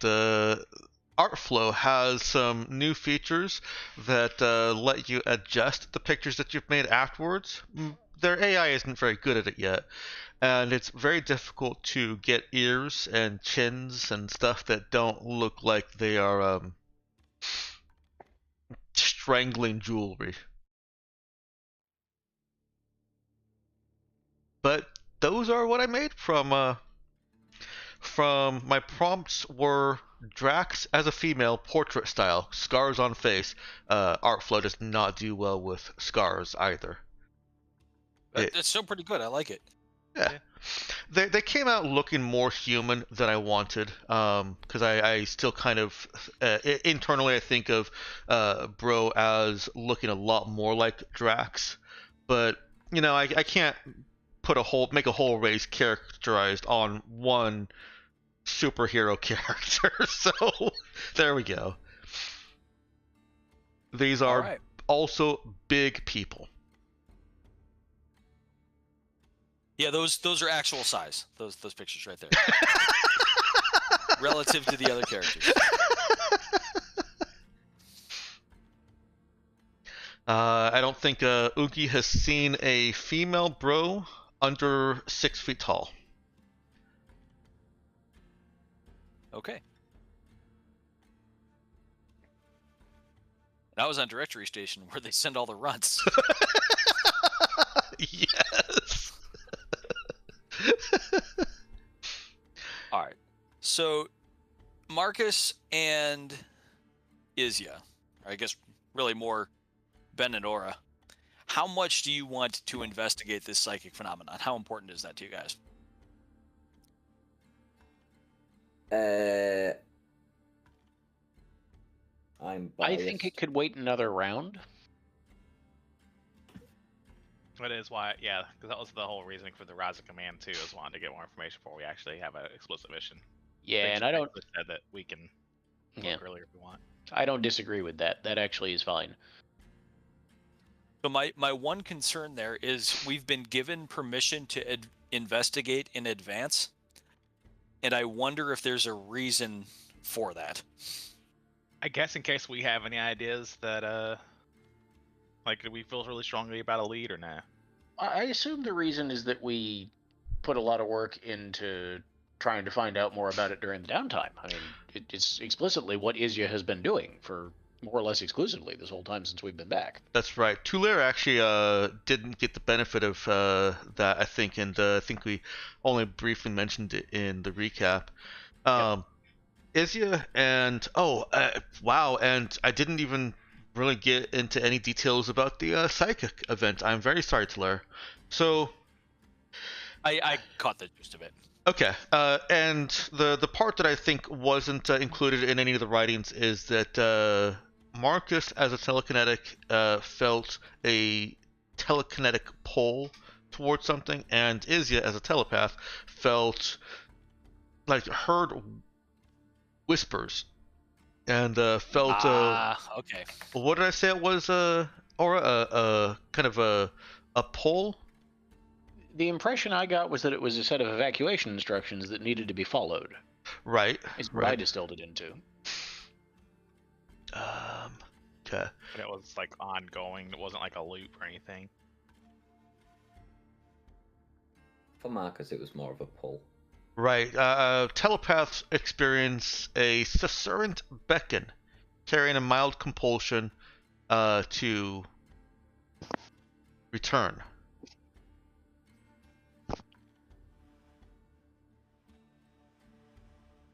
That may be more information than I gave you before. Oops. Oh well. It is actually. But, Oops. Oh and well. a lot clearer than the information I was given before, I might add. It's that mummy was tracks all ongoing, over though. again. That was ongoing though, right? That's fine. I'll just assume it's the product of all of this research and concentration. I'm fine with that. Yeah. Maybe. Yeah. Yeah. And the whispering to Larry was in a completely alien language. Marcus and Izzia's been scribbling down what he thinks, like basically, phonetically and all that. And Marcus has been trying to decipher that into words and languages. It's something that Oogie could probably help with, also with his newfound ability to speak languages, if you want. So basically, that's what I've been doing with our downtime this time. So I'm not surprised we're making headway. Okay. So it sounds like you guys are willing to wait on investigating psychic phenomenon. Other than that, you used to be cool doesn't have a whole lot of draw for me. It feels like a side quest when we know that there's. Wow. We just had a major main quest thing that. Yeah. So I think that brings us back to the two primary missions under consideration for the mission team are, I'm not saying it's aliens, and Infradrive Sunset.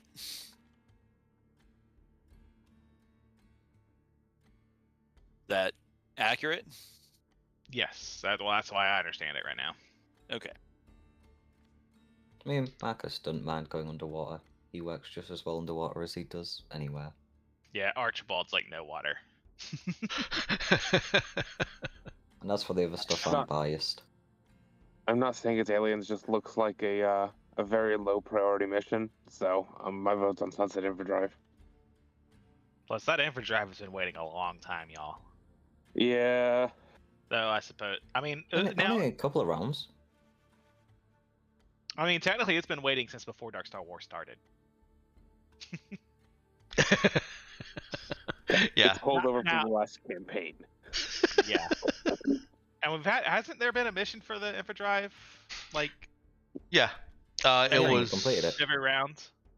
Since the very beginning of Darkstar War, there has been Infradrive. Yeah. We resolved that using Mercure Intel last time, and we apparently got more different Mercure Intel, or is that just continuation of the existing Intel? No, that's more different Intel. So where did that come from? Was that part of our mission? Yeah, let me. Hang on. Did that arise from what we were doing on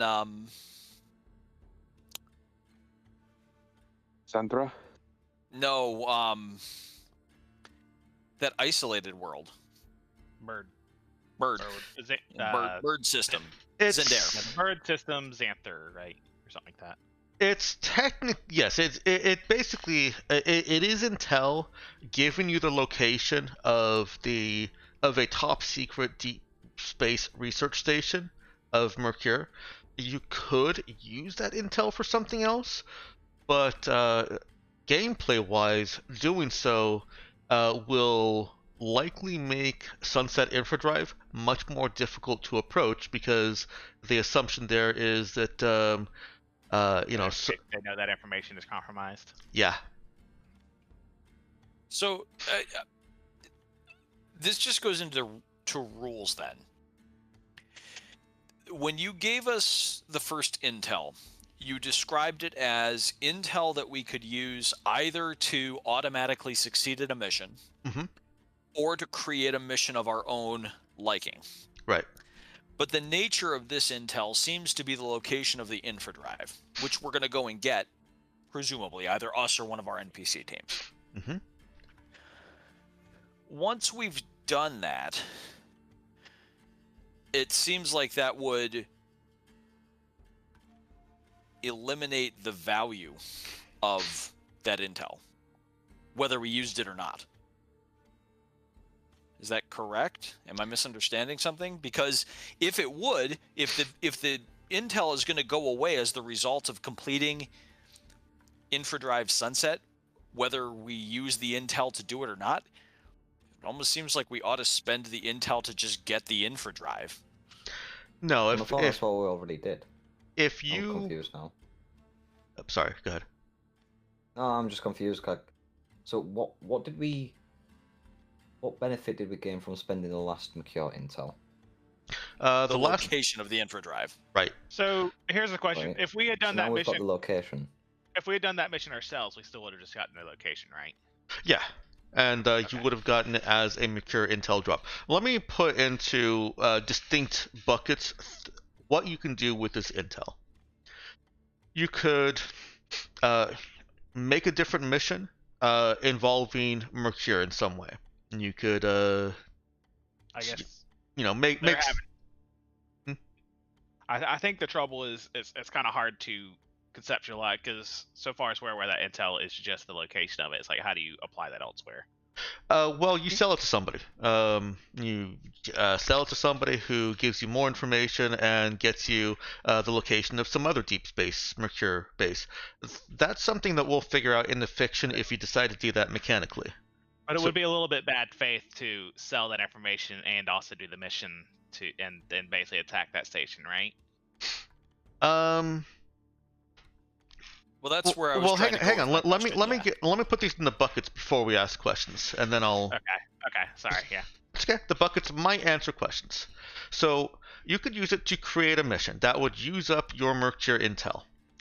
It would make Sunset Infradrive much more complicated to complete.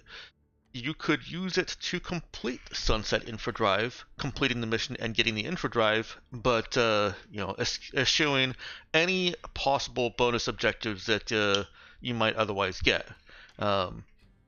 You would instead of, let me backtrack a little bit. The objective from Infradrive, the predecessor mission, was to get this intel.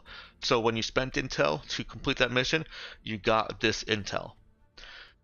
If you spend intel to complete Sunset Infradrive, you get the drive and nothing else. Going on your own, you could potentially get more intel. If you actually, I think those are the only two buckets. Yeah, I mean that's unless Oh. we're really out to get Mercure core, which I'm So- all for. In theory, though, we can use Mercure intel to solve any mission that involves Mercure. Is that correct? Yes. That was the way you described it. It has a fictive description, but it is just mechanically Mercure intel. Yes. But we don't currently have any other Mercure related missions, do we?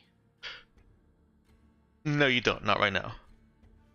The thing that I was wondering about, though, is if the value of this intel is in the location of this secret base, if we go and raid this secret base and steal back the infradrive, does that not destroy the value of the intel that we have? No, because even after you've been to the base and raided it and stolen it, there's obviously the base is going to take steps to make itself more difficult to find again, but you could still fictionally sell this to Galactic Mandate and tell them that there's all kinds of horrible things happening there, and they can go raid it. You can sell it to Spectre Star Technologies and say that there's secrets there, and they can go storm it. In the process, giving you information about some other Mercure project that they know about.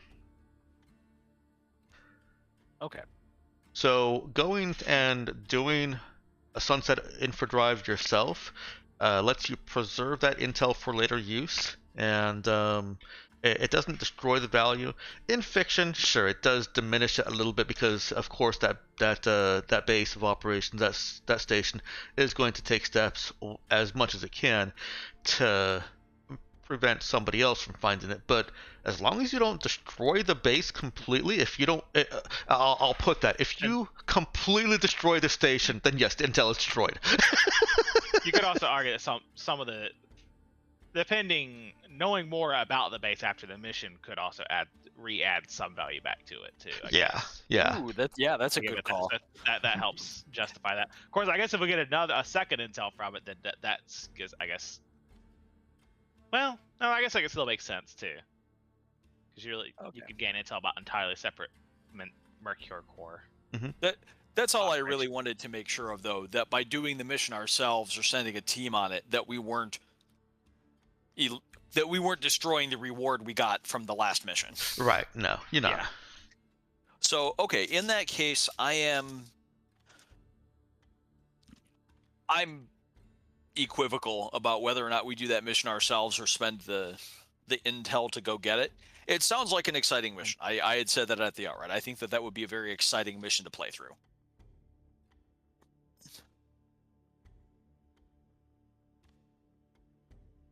Next, what else we got?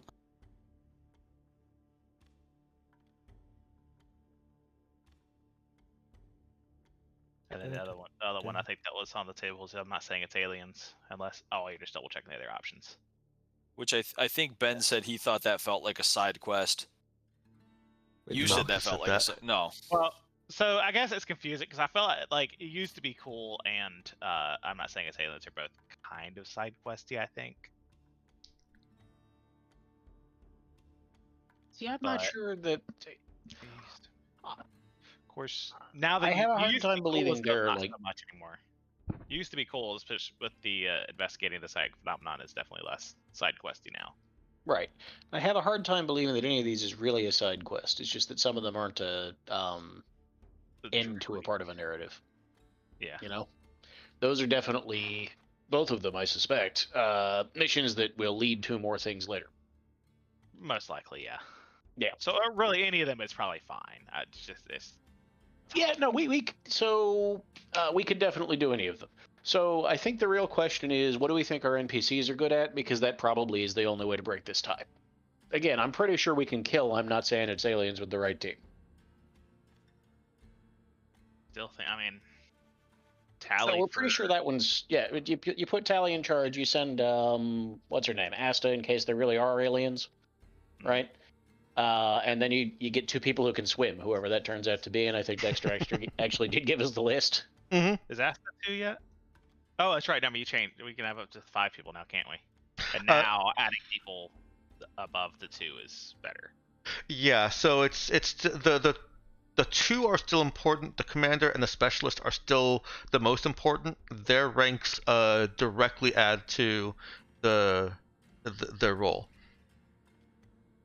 So Asta is a G1. Tally, you promote her, she'll be a G1. That would give you a +2, and then you could add 3 more people to add another flat +1, regardless of who those 3 people are. Also, just to clarify something, Star-Crossed Levers is the rescue mission. Do PCs have to go in order to rescue Porcelain, or can NPCs do it as well? If you send NPCs, they will come back with only the basic reward. So NPCs will not be able to get Porcelain. Okay, just wanted to double check. Mm-hmm. And while you're thinking about that, we've got just a few minutes before break. I'm gonna throw one more loop at you. I realize that this is kind of unfair. I probably shouldn't have waited until after you'd had some discussion to put this news bit out. It felt like it would be more exciting to me. Let me know whether that was a good idea or not. Whether basically, my concern is that presenting this new information to you now might end up feeling like I just wasted some of your time. Nope, too late. Hit us. Yep. All right. Yep. So I'm going to play the Hidden Richard track and make sure that everybody can hear. The following broadcast is See, it works now. I didn't change anything. I Following didn't do anything. broadcast. It didn't work for me. Okay. Oh. Play it again. All right. It's- Where'd my Richard track go? There we the following broadcast is Okay, now it worked. go. All right. Still good here. Got off in the same place for me. Portia Lynn's attack on Jessup Station was monstrous, killing thousands, and leaving families without number to grieve, asking why. Why Susan? Why then? Why there? Mercure Corps has never answered these questions, trading hollow sympathies for goodwill. Today, the height of disingenuous generosity slithers from the lips of Celica Mercure herself. On the tail of Portia Lynn's arrest, Mercure Corps has closed Memorial Station to the public and rolled out the exclusive red carpet for large donors, high-volume merchants, the rich and elite among Artemis Black. And as an afterthought, the families, loved ones and close friends of the 3,423 people who died that terrible day. We're not blind and deaf. We all know what this 3-month exclusive all-expenses-paid vacation for the poor aggrieved families really is.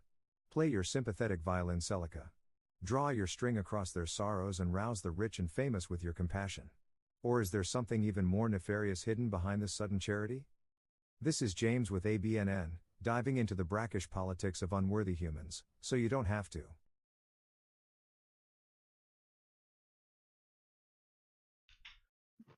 So these are AI, right? Oh no, these are real reporters. Yeah, these are totally real. Because I'm just a little worried about that, bracket politics, unworthy humans line.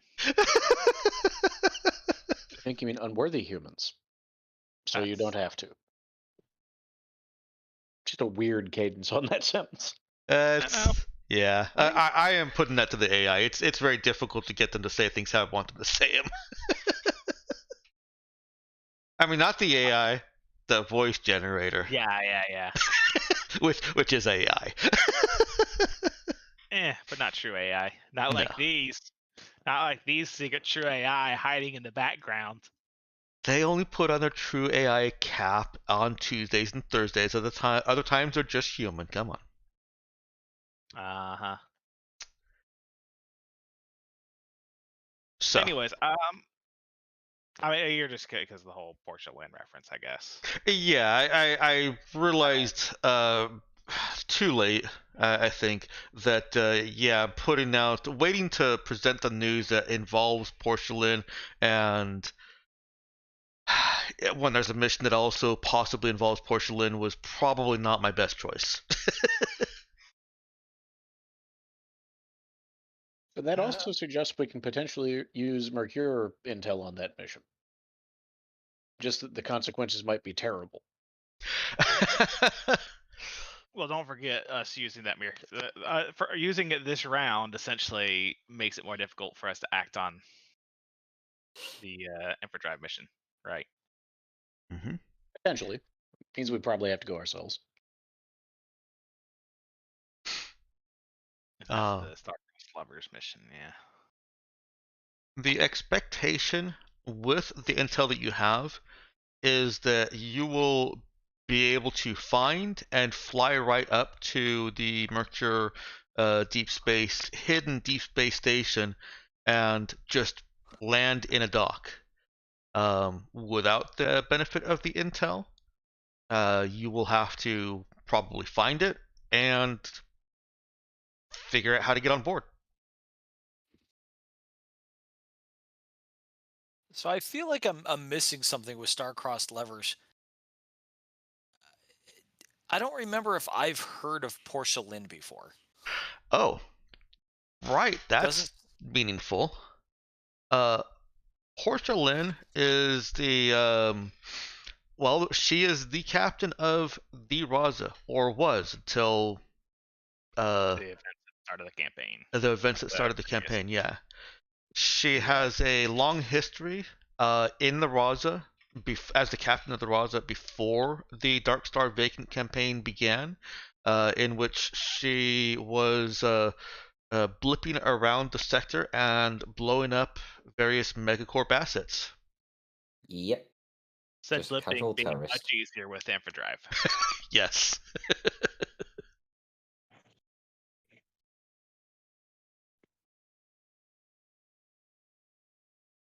Does that fill in the gap there? I think so. So she's a Raza officer, basically, who has, because of her crimes, been seized, and Raza kind of wants to get her out of the pokey because she's got intel that would be valuable against Raza. Yeah, she's one of the OGs. She's actually very pissed off at the current ownership of the Raza. Yes. They're not as Just to be terrorist clear. as her. It needs more explosions. Yeah, she was a little bit more extreme.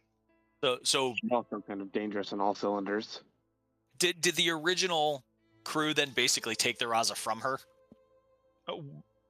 The original, so the current command was basically they start off basically with the Raza in massive disrepair, and they just basically essentially come out of stasis and with their memories wiped.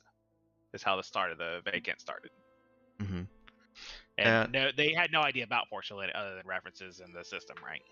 Right. Okay, And she was maybe, not on board either. Maybe let me rephrase the question. And I'm going to put this bluntly. You take it however you want, but why do any of us care about Porcelain? If so, when the command crew have encountered her in the past, they learned that she also had suffered some memory loss, which is pretty much the only reason that they care about the two people that were the intended prison breaks, Das and Griffin Cage. The reason that they care about Portia Lynn beyond just the fact that she suffered this memory loss and that's still kind of a background ongoing mystery of why that happened in the first place, is because if Galactic Mandate finds a way to restore her memory, then she has all kinds of memory about how the Raza did go about blowing up places, and can directly implicate your Commander Rao, and there might be some suspicion that she could also implicate Zoe LaRue, but you know, she's kind of had some protection from Daddy Dearest. Do we have any reason to suspect that it's remotely possible for them to help her get her memories back, though? Because the Raza has the QED with their memories, right? Yeah, as far as you know, it's not possible.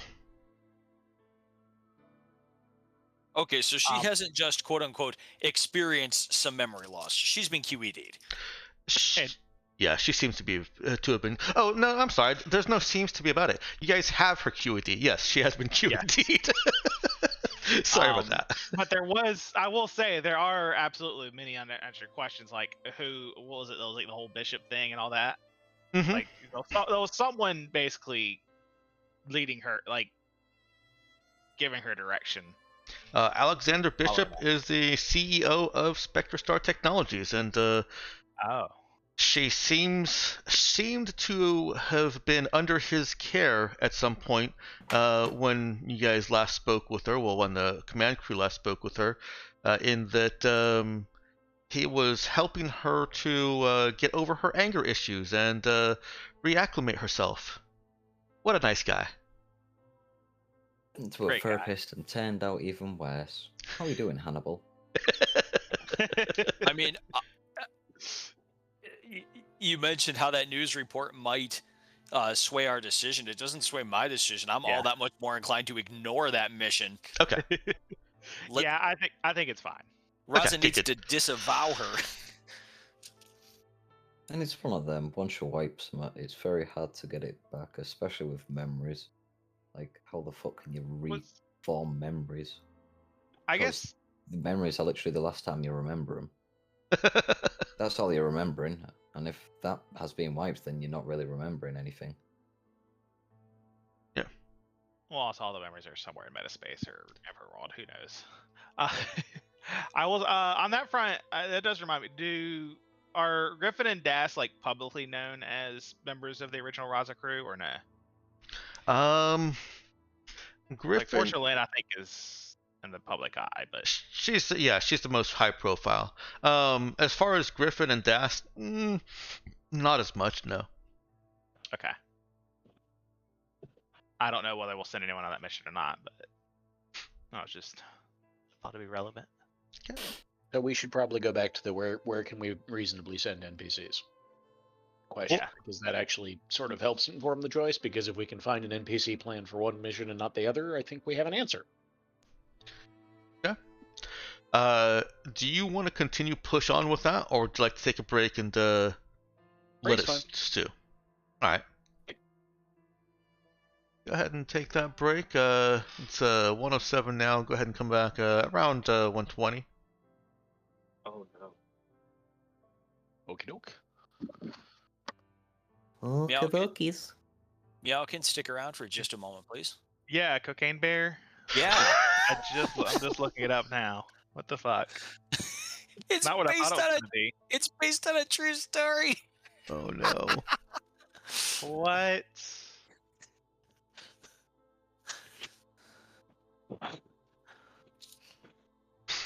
A duffel bag full of cocaine. That's a lot of cocaine to ingest. Even if you're a bear. I Even want if to you're see two terrible looking movies this holiday season. No. Cocaine Bear, Georgia Town. Cocaine Bear, and Violent Night. Cocaine Bear is so obviously just the second coming, as it were, of Snakes on a Plane that I'm not into it. I never did see Snakes on a Plane. That you didn't miss much. I wasn't worried that I had. Yeah.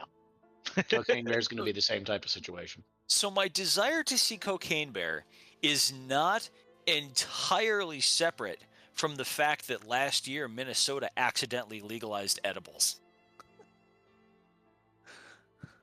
I don't know if cocaine's normally considered an edible, though. No, but it's going to make the experience enjoyable. I see.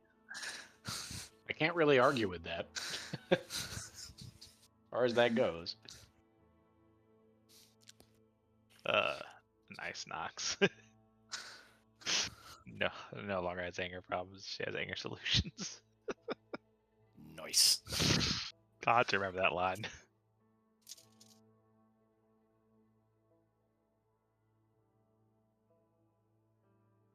Is that in regard to what's your face, Nova? No, to I assume to Portia. Okay. Portia. It could really go either way. Yeah. Were you about to say something there, Knox? I thought I heard somebody speaking. My microphone was muted. Oh. Spooky. Somebody else then. But I was going to make a clarifying question. Mhm. The rolling up to the mission moment. Was Starcross Levers part of the agreement that the Raza had made with the people at the casino? It was. Okay, so definitely not this mission turn, but in one of the near future mission turns, I think that we should visit that one because it is part of a deal that we've got, whether it be with our crew or with mission team. I mean, we still have because we have two mission teams now, or two NPC teams, right? Right. Anyway, Mhm. yeah, well, we can discuss it after the break too. That's pretty much why I proposed that they be the tiebreaker. Yeah. The only reason I would suggest starting the mission team is because it is difficulty 10 and we can no longer assist with the Raza. Yeah, but we can get it a +3 I guess. with enough crew. And we just need to roll a 7 with the, Yeah, which is average. Well, and what was it? The Dexter, that was like a bonus for having like a. The commander has a bonus roll too, right? It's like +2. No, Or- I've basically stripped all that down to Okay, just so the only pluses is those 3 extra crew. right. It's just the rank of the commander and plus the rank of the specialist, and then +1 for having 3 extra crew. Oh, it's a +1 for 3 extra crew. Yes. So it still caps out at what's it? At +5. Okay. So they could get it as Do we have people that are above rank 1 there? Can we shunt in best in slot?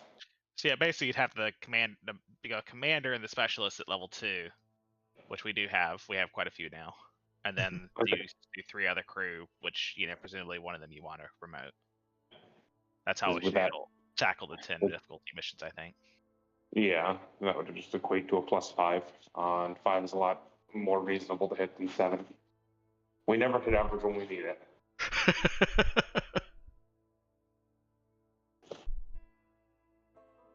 Like technically, it's like sending more people was like it's more chances to lose people, but I think it's all worth it. Yeah. One of these days we'll fail, and we're gonna be really traumatized after we die. I'm sure. I might on the first fail do something anyway, to soften the blow because you did say they don't necessarily die. There's other reasons that they might. They just no longer with the Raza. Right, and that's not a euphemism. I mean the entire time up until now, it's been very easy to make sure that they succeed. So going from that to this almost sudden death is yeah, I'll probably let you rescue someone that gets something if the first time that happens. I will say. I suppose, but can you imagine like Armstrong or Harry defecting? I mean that was the example. I think that when you were talking about like, oh well, it's not necessarily dead. It's like when we sent Harry on Daddy Warbucks, it's probably like he just gets hired by Cassie and LaRue. Yeah. Gets poached. Getting your employees poached is probably a very real threat when you're doing a Cassian the Rue mission. That's very charismatic. It's very persuasive and rich. Can't forget Rich. He literally changed one of his employees' one of his upper management employees' names so that it would be the same as Zoe's teddy bear. Forgot about that.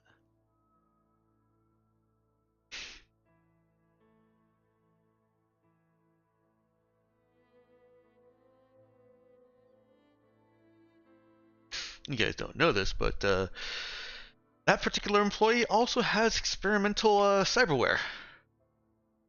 I mean, of course. Right. Why wouldn't she, right? Exactly.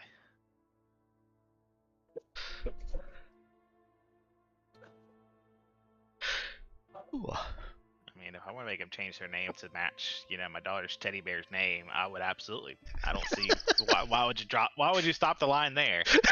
And what was it? He presses a button on his phone and like words just come out of his mouth. I love you.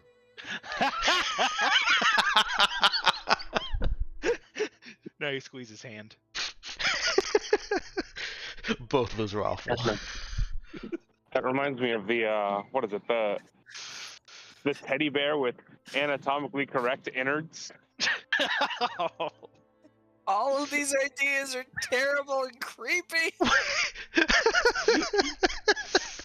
Oh no. Forced friendship bracelets. Like, yeah. Did you say forced friendship bracelets? Yeah, forced friendship bracelets. I don't know if science can achieve that. That sounds like a magic thing. Just like the bracelets that obviously if it doesn't detect heartbeat anymore, that's it. Both of you just die. Okay, though, that is actually an excellent idea for a magic item in D&D. Forced friendship bracelets. to wear these, but like both people wearing them just are charmed by each other. It's attuned to one person, and they. No, I really like it more as like a curse. Well, it's not necessarily cursed, but yeah, I mean, it's like, hey, I don't trust that you'll save my friend. Here, let's wear these forced friendship bracelets. The ramifications of this for a political campaign, where like assassins slip into two rival politicians' rooms and apply the bracelets. It's like the next day you see Barack Obama holding hands with Sarah Palin. Oh no. No one's gonna suspect a thing. I mean, they're just friends now, and they got each other friendship bracelets. Oh my God, guys! This explains Martha Stewart and Snoop Dogg. I'm pretty sure love of money explains that one, but sure. Oh, I mean, not to mention, I mean, what was it when you're high? You get the munchies. Mm-hmm. Person who makes food. Actually, having watched them on TV a couple of times, they're an adorable presence on stage. They're cute friends. Yeah, but that's all just Snoop Dogg. He's adorable. And Martha Stewart has done time, It's arguable that at this point Martha Stewart has more cred than he does.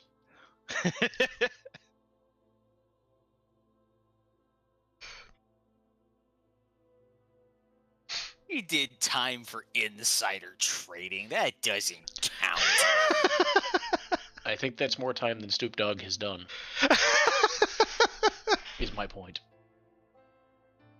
I could be wrong. I'm not, an expert on the history of Calvin Broadus, but still.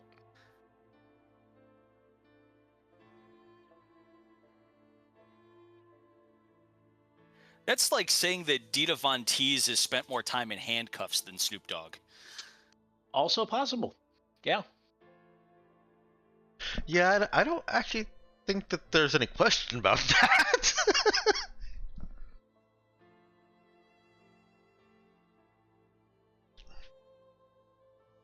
I mean, that tells us more about Snoop Dogg than it does about her. But...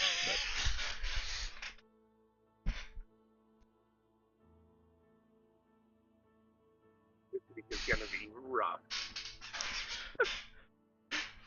Are we over here saying that Snoop Dogg is not a hardened criminal? I'm fairly certain he is in fact a criminal, but hardened, no. Yeah. No thought. Thank you. Again, not an expert on the man, but reasonably sure that he's been convicted of at least one thing. Yeah.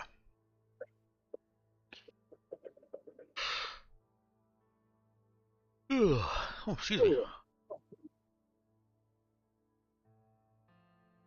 Oh, wait. Alright. Nox, are you talking to us or someone else? I'm talking to nobody. Oh, okay. I'm making a noise and I'm just knowing.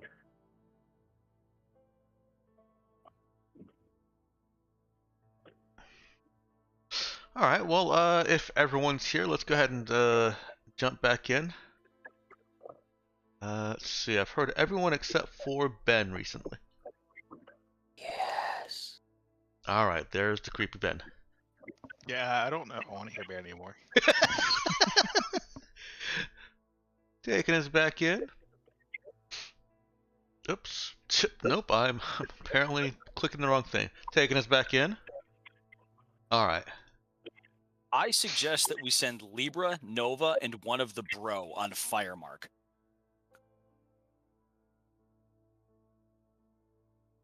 Yeah, I mean, that just makes sense, quite frankly. I can get behind that. Alright. I mean, yeah.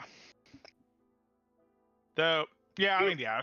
Dexter's not going to actually hold it against us that we put a distinctly Raza team on Firemark. You said Nova, Libra, and one of the bro? Yes. Can we send a token regular guy? Well, we have to, right? If we want to get we want to get the +1 from 3 extra crew.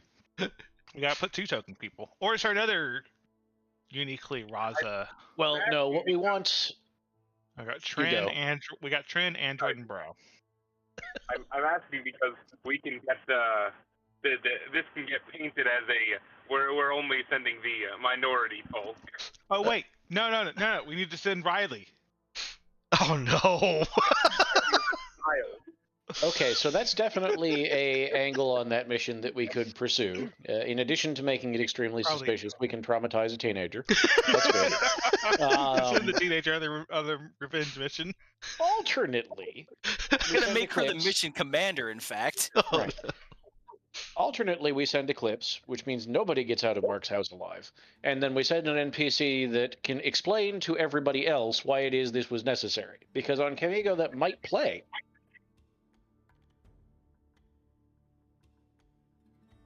Just saying. do we have any natives of Camiego on our NPC roster? Not on your NPC, not on your named NPC roster.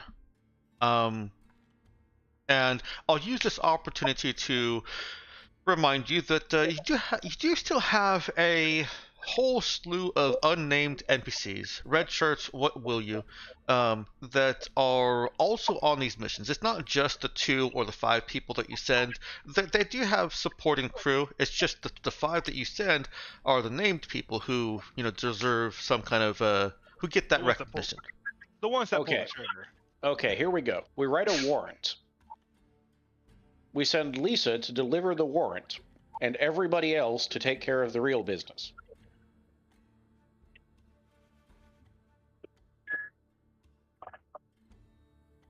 Think about it. I love that. I love that idea.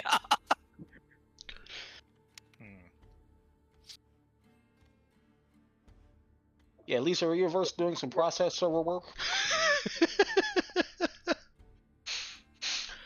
Lisa, if approached with this idea, really doesn't want to leave the safety of Dry Sun.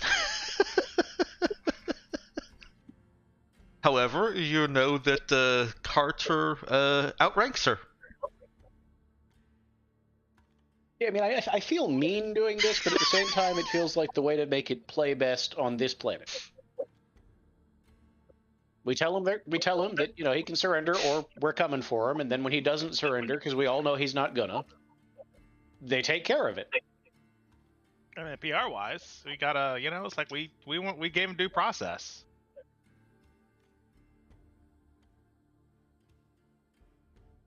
Or at least the local version of it. Yes. Well, I mean, not,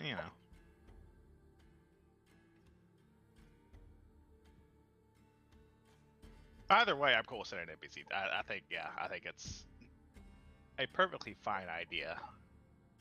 Well, I mean, if you can think of somebody else who makes more sense as a process server, I'm game. But I think the basic approach here is sound. I'll say Lisa was the PR, right? Lisa is your PR person. Yeah. This is PR. Admittedly, it's usually I don't think Lisa's like in-person PR though. right. I don't think it's the desk-driven approach to PR is what I'm going to go with, but it is PR. As for sending someone who makes sense as a process server, Lisa offers all the usual arguments that anyone can do that as long as they're, an official of certain something. And because we have the powers of a planetary government now, so we can deputize everybody we send to kill this guy, which we're of course going to do. Mm-hmm. Do we? Here's the question: is surrender actually an option for him or no? I mean, sure. Absolutely. I don't think it's likely. What's a spit shake? Where you spit in your hand and then handshake. Okay, so this is a guy who, if we offer him a deal, might take it.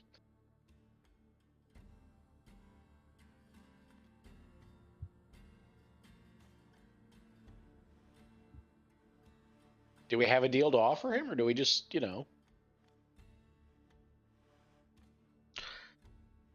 Are you still talking with Lisa over here on this? I'm just spitballing here. Yeah. If she has any suggestions as far as a deal to offer this guy, I'm interested. She says that if it doesn't involve me, then I might have some suggestions.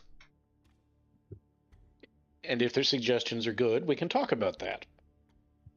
Quiet River would make a better server. Armstrong would make a better server. Libra would make your best server. None of that's wrong. For function as a literal server.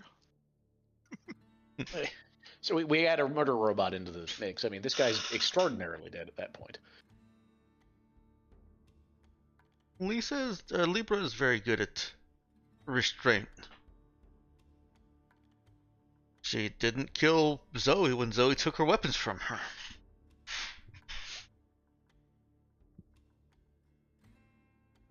I mean, I got a hunch that this fella didn't dream up the idea of attacking Dry Sun all on his own. So the deal we offer him is you give up them what hired you and we let you live. That's a good thought, actually. But it probably is more important to find out who put him up to it, because he probably didn't do it for the hell of it. I assume what details we have about the attack suggest that he did not do it for the hell of it. Correct. Presumably, the main mission. So yeah, it sounds like taking him alive is the desired result. Unless, of course, you think getting that information falls under bonus results. Well, or what could happen is that. Well, okay, that's true. That might be the case. I mean, can we tell the NPCs what the basic outcome we want is, or are they just going to make their own judgment call here? For that one, telling you the mechanics of it, if they succeed, then they get him. If they succeed by enough, they get him alive. If they succeed by enough, they get him alive. Okay, so we definitely want to send the people who can take him alive. I mean, yeah. I think the idea behind sending overwhelming force is we say to him, we'd like you to come in peaceable-like, but we are prepared to end this with violence if we have to. Oh, that's absolutely the track I'm on here, yeah. And I'll throw out that even if violence erupts, that doesn't necessarily mean that he dies in the violence. Yeah, I mean, what about his legs? He don't need those. That's stretching the definition of need a little bit. But yeah, suffice to say that for the basic result of a NPC success on that is he is eliminated and no longer a threat. Some of these, because this one has kind of a tiered success result anyways, this is an example of one of the missions that NPCs can actually get a tiered success. They're not getting anything additional, they're just getting the better success. Okay, so good. Obviously, that's a perfectly good mission to put Libra in charge of, right? It's fine by me. That's fine by her. And it's very fine by Lisa. Lisa really does not like the idea of having to go talk to this guy, huh? No. Lisa is a desk person, a media person. Lisa does not. So all the more reason to send her. She can explain it to everybody. I mean, that's my reasoning. She does not want to be put in any danger.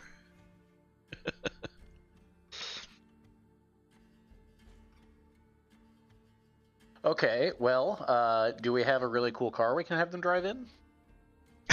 You sold them. Did we sell those? Yep. We didn't keep one. We have no cool cars. What kind of mission team are we? I'm saving up my money for real. We saw the ones from Bacon, did we? Yes, yeah. Damn, why would we do that? We had some really cool cars from Trinidad. We gotta keep at least one cool car, guys. I could buy a cool car, but I'm saving up my money for a cool horse. All right, Izzy has a lot of money sitting around that I have no intention of using. How much is a cool car? Well, actually, can I return to a previous thing now? Would Oogie of helped Marcus sell drugs. Yeah, I can see how that could lead to having a cool car. It could. You wouldn't have had any reasonable way of getting it back on the marmoset, though. You can't just strap it to the exterior. I mean, we might as well make it a cool car by local standards, anyways, right? Right, I was going to say, like, are you seriously trying to tell us that Kamigo, a planet that is very clearly designed by a 15-year-old, does not have cool cars somewhere? It I mean, probably does. I mean, there's at least some Mad Max cars out there somewhere. Right. I'm pretty sure we just have like a pimped out one with all the. Look, I mean, the ideal is a black van with a red stripe on the side and a spoiler, but we can go other routes. If it's a Mad Max car, then that bro who looks like Furiosa has to be the driver.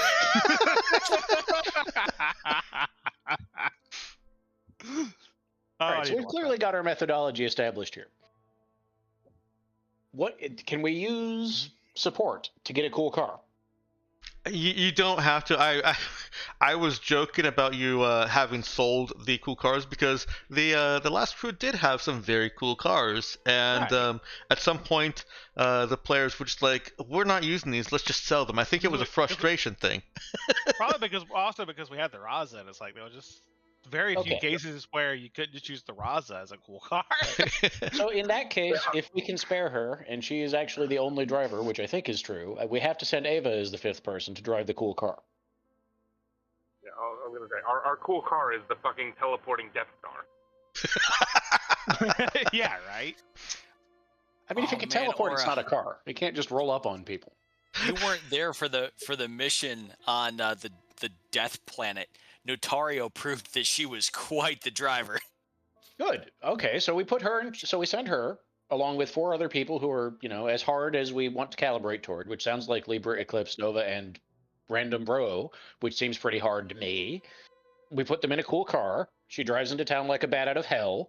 They tell him to surrender, and if he doesn't, well, I don't have to finish the sentence, right? I'm sold. All right, what are we gonna do for the other mission? So this is where we have a question. So we have a tentative plan for I'm Not Saying It's Aliens that seems solid. If we go to I'm Not Saying It's Aliens, I assume we need to send somebody to get the infodrive. Do we think we have a credible team to steal the infodrive? It definitely involves acid, given where they're going. I mean, right? yeah. I mean, I think we absolutely have. We have quite a few guards. Okay, but they're going to a secret space station, which means they're going to need at least one hacker, which is why I bring up acid, right? They are also going to need a pilot, which is harder if we've only got the one. I mean, I'm pretty sure there's at least an NPC. I mean, there's like a nameless pilot somewhere. Also, everyone that is a C for crew can pilot. To a degree. They can do basic starship piloting as well as drilling. They're not going to be an ace pilot, but we don't have an ace pilot. Well, no, hold on. We do have an ace pilot, don't we? But he's not really a combat pilot. No. You have Ivan, who appears to be a combat pilot, unless fire ships don't do what I think they do from the name. No. Crew chef. Okay, well, but he can fly. Yeah. But he can fly. I don't think we need to overly worry about who's flying the ship. I don't know. There was an implication that you had to fly up to the station if you didn't use intel on it. Can we give the NPCs the intel? Well, they'll use it. The implication there was that if you use the intel for something else, then the mission becomes more difficult. But if you don't use it for something, then you're fine. We assume that we use the NPCs. We give the NPCs the intel to help them infiltrate the station. Then we need people who can credibly steal an infodrive. So somebody has to be able to recognize an infodrive. Do we have pictures? They'll have the information that they need. Yes. Okay. They will get the infodrive. I still would rather us go on that mission, but I don't think we'll have too much issue putting together a team for that. It's a fairly straightforward team, just pretty much combat team with some technical capability. So I mean, the combat team for Firemark though. You have a lot of people who can fight. Yeah. Not surprisingly. You have a lot. And arguably, that's mostly what these teams are for. Mostly, Daddy Warbucks and I say that Eagle and Randy Daddy Warbucks weren't really ones that you'd expect much combat on. Either way, if we go that way, we're ignoring You Used to Be Cool for now. We're ignoring Nox Fleet's new supplier for now, which I really think we shouldn't ignore forever, but at the same time, I don't really see why we need to do something about that right this minute. Well, I can think of one reason, but still. I know what happens if we go on that mission, from my perspective. And we're ignoring star-crossed levers. Right? Correct. And we're okay with that? There's no situation where we want to do one of those and send NPCs to a different mission? We just want to take care of both of those missions and fire Mark because it looks doable? And almost all of these are new missions. So we're not worried about them timing out necessarily. Right. I mean, part of the reason I want to do Firemark is Oogie's ambitions and more broadly my ambitions for the campaign involve things like establishing functioning government. And so that's, that just fits with things that I want to accomplish in the campaign. Yeah, and establishing Raza is don't mess with us, kind of. Yeah, I'm not trying to talk you out of it. I'm just asking if anybody wants to present an argument for one of the three that it looks like we're ignoring. It doesn't seem like it. Nope, I'm perfectly good with what we're at. Anyway, right, so we know which three we care about. I am, in fact, for ignoring star-crossed levers forever. I definitely want to disavow Porcelain. Well, if the NPCs do it, they don't touch Porcelain. Right. It's a rescue mission for Griffin and Das, I think. And Portia's a bonus. Fair. If we would end up doing star-crossed levers, I would leave Porcelain to rot.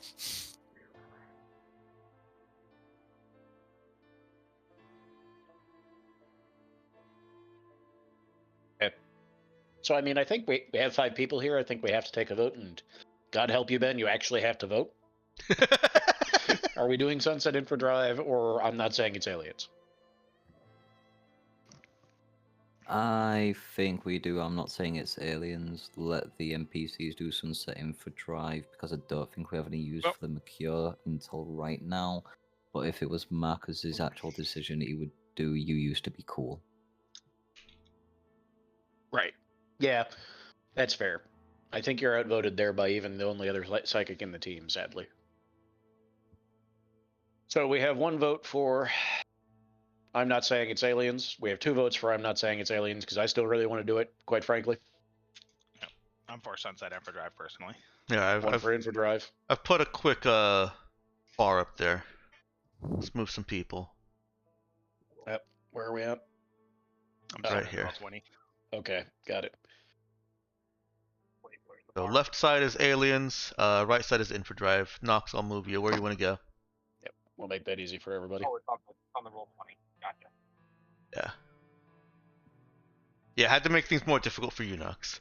But is your vote for your team doing aliens or Infodrive? Infodrive. If I had made a priority 3 list, aliens would be on that list. It is, I think, the least important. And I think, Marcus, you were essentially for aliens, weren't you? Because you're the deciding vote now. You said aliens. Yeah, he's already on the record. If anything, it was decided. It was decided by Tolaire, but yeah. Pretty much, Marcus's priority would be You Used to Be Cool. Yeah. I'm not saying it's aliens. Okay. Yeah. Well, there you go. It's second. We could even do ranked choice voting, but it's going to come out to this result, I think. Yeah. With You Used to Be Cool, a fairly strong 3rd, for what it's worth. Oh, I mean, yeah, that's up there after the revelations there, but. Well, I mean, if we want to type, we can easily do a ranked choice thing. Just assign a 1, 2, or 3 to each, and that's how many votes you put toward it. But I think we're okay here. I think so as well. All right, we're doing aliens. Okay. Does that mean but we're not saying it's aliens. Does that mean that the other mission commander NPC is doing Infodrive? Seems like. All right. We just need to decide who that is. I see you said acid. Well, I said acid should go. I didn't say acid should be in charge. Oh yeah. I'm not saying in charge. Question. We could. If we aren't personally doing Sunset Infodrive, could we not just use the intel to auto-complete it and then set that team to a third mission? That is an option. We don't have intel though, do we? Because we use the intel to get Apparently this we mission, do. which would then get us intel if we got the mission as ourselves. No, you did get intel from as the reward for completing the predecessor. It's confusing because the intel is the location of this base, but I'm still allowing you to use it as intel to complete this mission. It's just we won't use it. We won't use it this mission turn because it complicates things to use it this turn. Well, what if we do though? Then we can send somebody to do one of the other ones, right? It has to be a Mercury correlated, and I don't think any other. Star-crossed leverage only very tangentially is Mercury correlated. If we get, I'm confident that if we spend Mercury intel on that, we get Das and the other guy back, and they get Portia. And by they, I mean Mercury. But if we use that intel for a different mission, it makes the retrieval mission for the infodrive more difficult for the NPC team. Right, but auto-completing it means we're done. So the NPC team could just go do something else. NPC team could go do something else, yes. Oh, you're Right. saying auto-resolve it. Auto-resolve the Sunset Infodrive. Yeah. If we do that... Well, We get the same result either way. If we send the NPC team and they complete Sunset Infodrive, it's just we don't get any of the bonus stuff there anyway. Right. So why It's not just a matter of whether we auto-complete it still and have. call it a day? Well, because if we wanted to save the intel, but yeah, I don't know. There's no do a tradition to save the intel. There doesn't seem to be a strong one, but that means we can send some people to help do a prison break. I mean, just think of all the times you've played Skyrim and you've had all those powerful scrolls, powerful potions that you never ever use. Yeah. Okay. Well, I think that's fine. Okay, So so where would we Sunset send the Intel. NPCs? Sounds like star-crossed levers. That's actually star-crossed levers. Flyer. Oh, levers. I'm sorry. I do Actually, its new apologize. supplier doesn't seem to have any urgency to it. I can tell you for a fact, it's a certainty Dexter will make me record my Hello Self video if we go to that one personally. Yes, But, I will. So there's your intangible benefit to going there instead, is it's going to happen if we go there. I do like making other people uncomfortable. No. Are you kidding me? That would be a huge load off my mind. It would be done. I only put it high up because it is the outcome of leaving the other mission to rot for so long. So I'd rather take care of it before it starts to scale.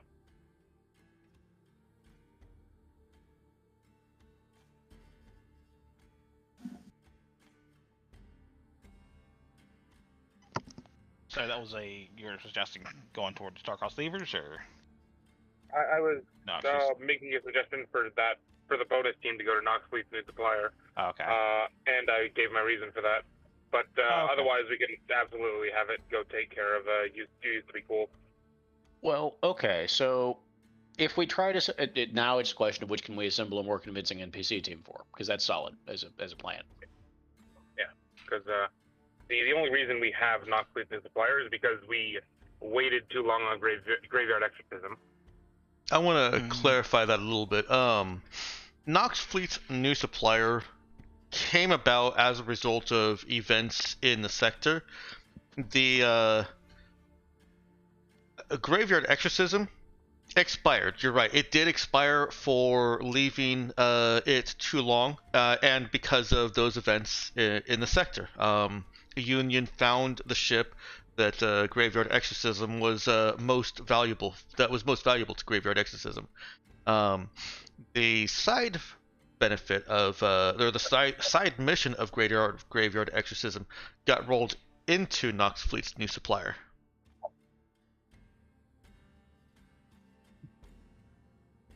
So I don't know if that changes your outlook on it or not.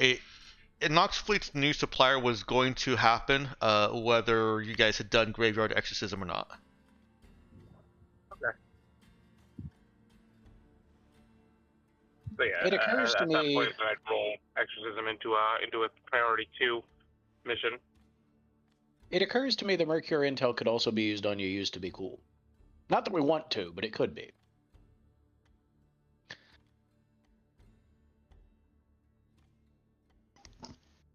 Is It's a Mercure show, Oh, Mercure. ultimately. Oh, okay, gotcha. Yeah.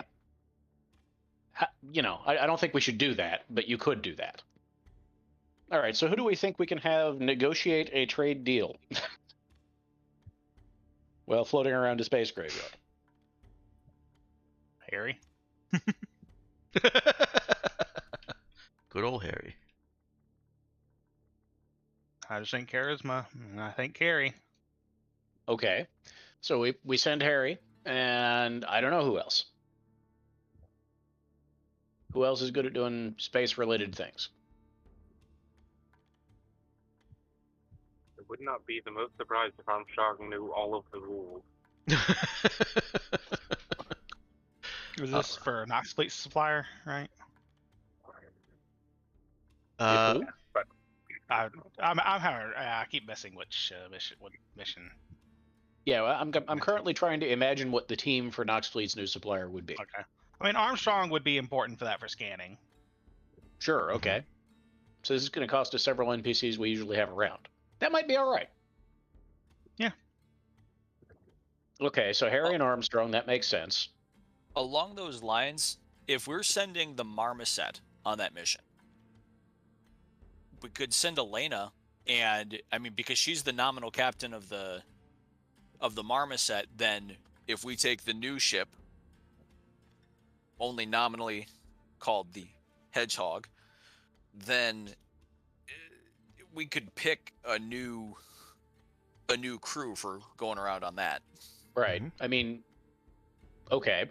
So Harry and Armstrong, and who else do we have who makes sense for scanning things? Dude, I don't think we need anyone else for scanning things. That's Armstrong's strong suit. Or for dealing with space wreckage? Looks Millie. like John Julian might make sense. Millie is actually from the Nox. Okay, she'd want to go. We should send her. That makes sense. She probably Very wouldn't fair. want to go, but you should send her. Yes. Whether she wants to or not. Okay. So that's Harry, Armstrong, and Millie. That's not a particularly combat-y team, although I'm sure Harry can fight, so I guess we probably need to fill it out with guards. I think it's fine. I mean, the other last two probably aren't terribly important. What already is three Blade good relevant. at? We know what the other twin do. What does Blade do? Stab Blade people? is Blade is a soldier. Okay. I took his tooltip out because it was a copy paste from Acid by accident, but I've fixed that. Give me a second. Alright, where's Blade? There's Blade. Blade was a professional soldier in the Trin army.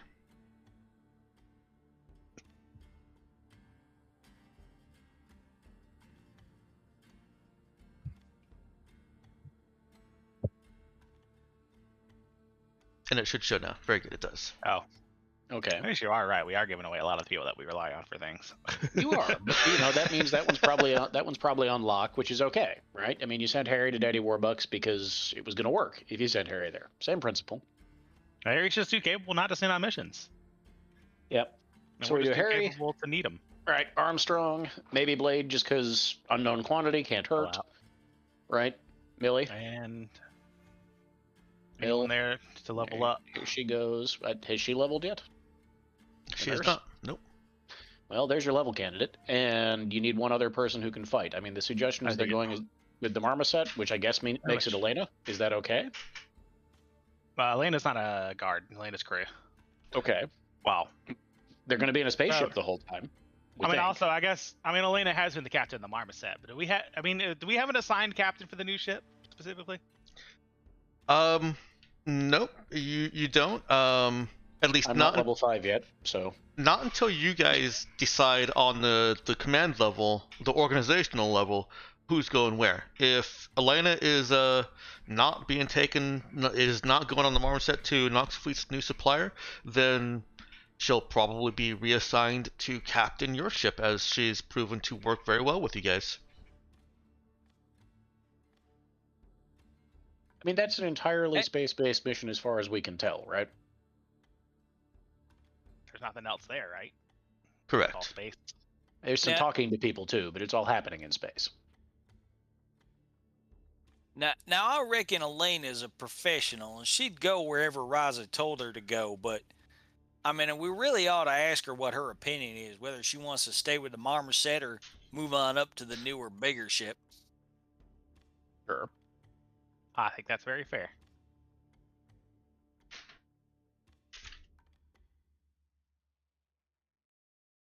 What is Elena's opinion?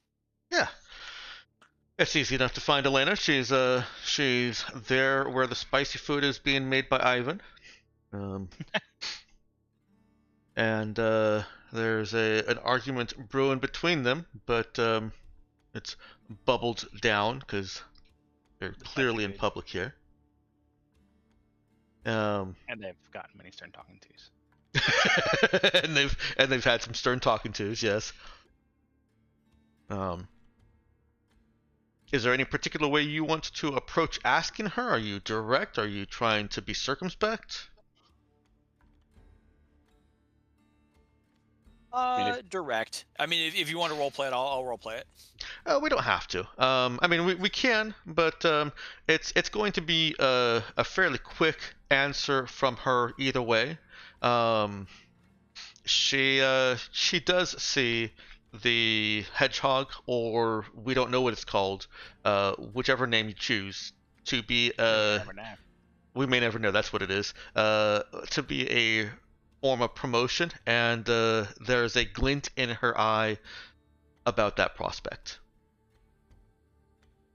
Oh, I see. So if we send her to Nox Fleet's new supplier, we're going to fail the role and she's going to quit because we didn't promote her? I got you. Okay. Well, then we definitely can't send her that. She also would like to continue working with you guys. She has grown fond of you, despite all her rage. Weird. Okay. Correct me if I'm wrong. Oh, go ahead. We've got a slightly out of character question to answer then here. Who's going to be the new captain of the Marmoset? That is a good question. Is it Armstrong? Oh no. No. You cannot put Armstrong in charge of anything. Nah. Armstrong specifically only does well. Oh, that's right. When they're receiving orders, that's right. That's their benefit. Yeah. Who's good at leading? And if I can scale you back just a little bit, Harry, but that's. I want to remind you that the most important two people. There's only two people that are important as far as the gameplay goes for each mission. I understand you want to fill the squad out with guards and all that, but for the the gameplay purposes, I want to bring you back so it's not quite as complex. Focus on the two people that you think will contribute the most, and the other three that are added can be promotion concessions, and just assume that the rest of that ship is going to be filled with people appropriate to the task. Okay, so number 5 is definitely Lisa because she has crossed me in this case. Wait, on Nox Fleet's new supplier? Yep. They're having to make a legal agreement. She can help write a contract. There's still an open spot on Firemark, isn't there? No, I think we figured out who was going on that. No, I think we sent Lisa to hammer out the agreement with the fleet while everybody else does the real mission. We've only got 4 on Firemark, don't we? No, we made it to 5. It's it's the murder team plus, and very importantly, Eva to drive the cool car. Yeah, but that's 4, right? Libra, Nova, I'm Bro. assuming that the Bro NPC is effectively going to become the first Bro you have a token for out of that, but that may be breaching. Oh, well, I'll make a token for all 4 of them. But it's got to be a Furiosa one. Yeah, I think that's the way that goes. But who's the 5th then? All right, I want to. We had that. Yep. I want to bring some order to this. So, first off, we've got you guys doing I'm Not Seeing Us Aliens in the new cruiser. Right. We've got Firemark and Sunset Infodrive is being resolved by Intel. Period. Firemark Yep. is being handled by an NPC, and it looks like you've decided that Nox Fleet's new supplier will be the other NPC Will also mission. be NPC driven. That's correct. Okay. Don't move people around yet, please. I've got one more thing I need to do with them, and Just leave them where they're at. yeah, it's not terribly difficult to remember who was where. But I'm going to move Harry back over here real quick just for the visual representation. Now that you've decided which missions are happening, right? Where do we want to promote? Who do you want to promote? I think we have to promote Nova now. Yeah, because we didn't even touch on Tally. Tally's coming to our mission, which means she doesn't have to be promoted yet. There you Okay. go. Oh, yeah, right. Tally's coming. She knows how to swim. All of the NPCs that know how to swim and are not doing something else are coming to that mission. I guess I was going to say I'm spending this time getting to know my new sniper rifle, but I guess I'm spending a lot of the downtime in intermission learning to swim. I think you're going to be hanging out with Dive Instructor Tally, yes. All right, and then with the loosening of restrictions on who can promote, Daddy Warbucks now has Harry or Simon who can promote. It's probably okay to promote Simon, but put all your eggs in the Harry basket if you want. Eggs in a hairy basket. That sounds like a disgusting brunch dish. That's like something they eat in China. Oh no. The listing on the Chinese food menu is like 3 characters long. You sure they didn't translate it right? You get the idea. I'm going to invent this dish for Christmas brunch. Be sure to send us pictures. I want to see what eggs in Harry basket looks like. I will. Okay. I think I actually just did invent it. It's one of those, what do you call it, fried pasta deals. You make a bird's nest out of the fried pasta and put some eggs in there. Work from that prompt. Oh, yeah. Yeah. I can do that. That actually does not sound bad. All right, yeah. I want to see pictures too now. Harry or Bennett?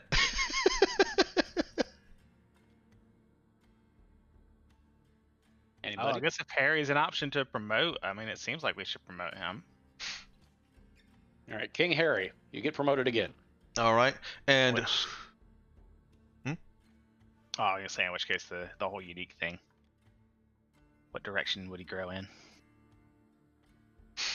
well, let's see. He he spent some time with Cassian LaRue, going over some of his reminiscing about his mayoral duties and how so much of what he did there he learned was a lie. They talked a bit about the comic book that was drawn about Harry. That was about Cassian, wasn't it? Oh, it was about Cassian. Sorry, right. So I mean, I've got an Harry idea. deserves one too, but He was a kind of a figurehead mayor. Is that correct? Yeah. Pretty Does much. Dry Sun have a mayor? It does. John Louis or something like that. oh yeah, it wasn't Louis. I don't think it was Louis John. I'm Louis stuck on John- Louis. yeah. Was it Mama Little John, Lil John. But there was a mayor.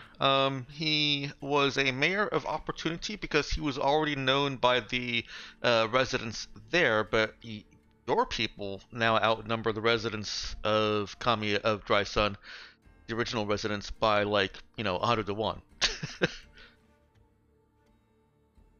And that's it. There's an easy transition without ousting that guy to simply say he acknowledges that this is way too big for him if he wants to take a different direction there.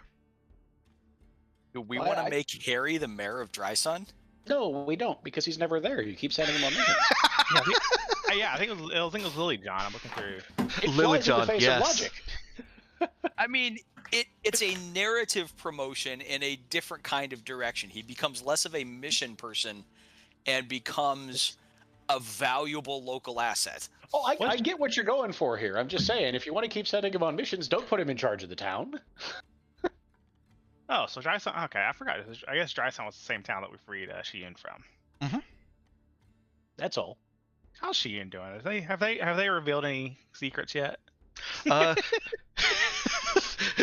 that's what prompted the graveyard exorcism mission that timed out. Oh right. Yeah, wasn't she supposed to wait? Oh man. Damn. You missed an opportunity. She said that there were ghosts out there, and somebody said, well, maybe her ghosts are the same as our ghosts. Damn. Well, we may never know the secrets of Shiyun. Sorry, the joke was she was basically just useless. So what do you want to do with Harry?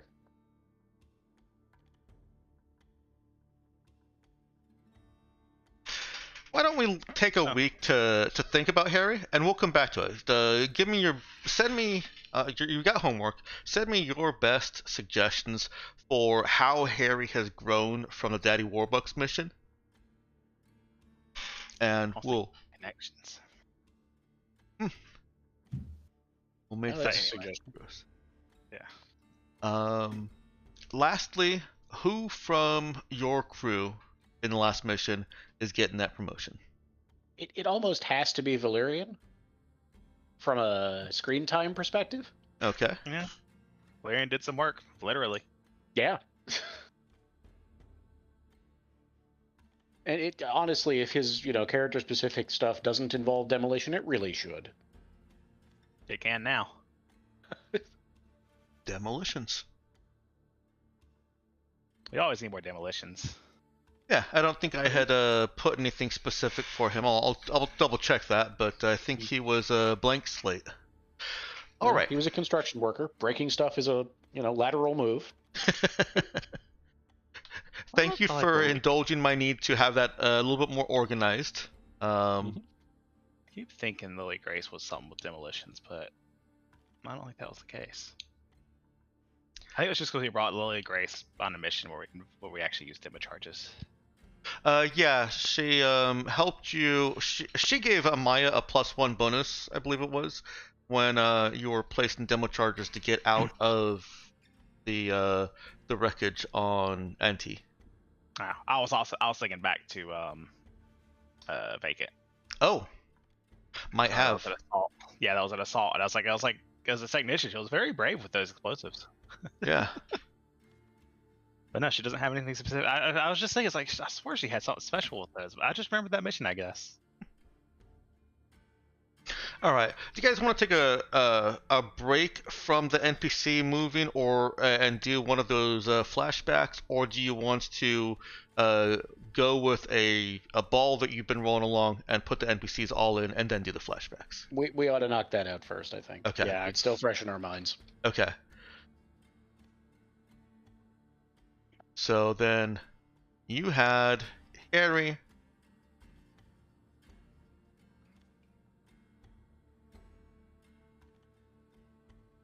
Oh, my boxes need some work, but here we'll just do it like this. Harry. Put them down at just split the box in half vertically. Put them on the left or the right. This is what I'd been doing before. It's just layering them. Yeah. Millie over there.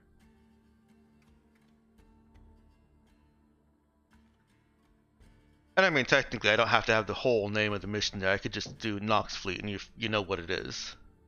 Also an option. Yep. So Aura, I was half joking about Notario as the driver because prior to the mission on Anti, yeah. Prior to that mission, she had apparently never driven a vehicle before, and we put her in the driver's seat, and she did fantastic. It was awesome. No, she was a drop pod pilot. Yeah, you're thinking Fairfield. Oh, you're right. I am. I'm thinking Fairbanks. Fairbanks, yeah. Oh boy. Okay. All right, that's my logic here is that the highest rank, the commander, is on the right, the specialist just to the left of them, and then everybody else is I actually think the point of that mission is to scan the graveyard, or the point of that mission is to negotiate. Which is it? I think negotiate's the primary portion. yes. Okay, then yeah, Lisa is the secondary. If it was to scan, it would be Armstrong. So that's fine. And then we need one more, and that's a guard. I think I asked this once already, but the culture guard are cops. I think Yes. it's a blade, right? I was just asking what Blade did, trying to find if there was a correct guardian for that. But I think it's fine. We don't need to worry too much about because he's just the +1 group. right, present. Good job, Blade. Yeah. Yep.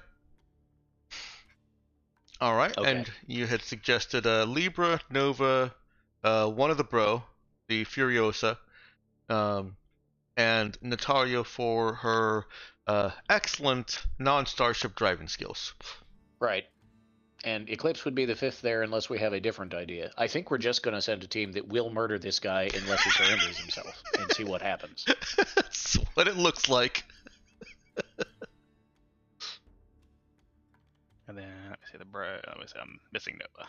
Right. Alternately, their Oh. goal can be to take him alive and murder everybody else, which seems like that wouldn't really bother that team.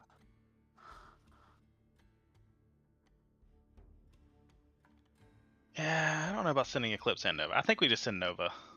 Rather than again, it doesn't really matter. I guess Libra's gonna be the one in charge, right? Right. And Natara is important as a driver. Well, I guess. Do we think that driver is the correct secondary skill here? Because I got to be honest, if I don't know, murderer you is made a the big correct deal out of secondary this. skill, we have a lot of choices from the sound of things. And who else was going to that one? I mean, we were talking about Nova being promoted, being more intimidating. So I think Nova is a secondary. Nova is definitely yes. Okay, sure. Nova is now also really intimidating, and a bro. Good. Right. Yep. Yeah, I Okay. think that's fine. So, yep. Yeah. Nova's special promotion is definitely related to being intimidating. And Natara is our closest thing to just a normal person on that team. Well, okay. So here's a question: Can the bro NPC drive? Yeah. Do you and- want to make sure we don't have a normal person on the team? I'm not too worried about that one way or another. There's one actually normal and one apparently normal person on that team. All of them except for Nova, because Nova was too young when shit happened on her planet, can drive. Natario can drive. She probably knows how to drift. She certainly knows how to drift, yeah. Yep, the Natario whole point is- will yep. not flake under pressure, whereas the others just, put the car in gear and hit the gas. Nope, that's what we want. If there's a car chase, we need to be prepared for it. We need to roll up in there in the A-team van and put the fear of God into these people. Like, that's the plan. I like how we just. I assume we just like. You get this idea that they need to take this vehicle, like we custom make this vehicle for them, and they're just like, what? It's like I saw it on a holobid sometime. Don't worry about it. Man, that's the why reason- Oogie's getting his horse. Okay, so Yep. so here's an alternate possibility instead of Eclipse if we want to think about this. There are at least 2 cops in the guard NPC. Do we think that is maybe a safer bet? Because you could send Fairbanks or Newton, it looks like, and they've been cops. They know how to arrest people. I mean, I think over Eclipse, I think one trend is more than enough on that mission. Fair enough. Go ahead and swap Eclipse out for either of those 2. If anybody has a preference, say so.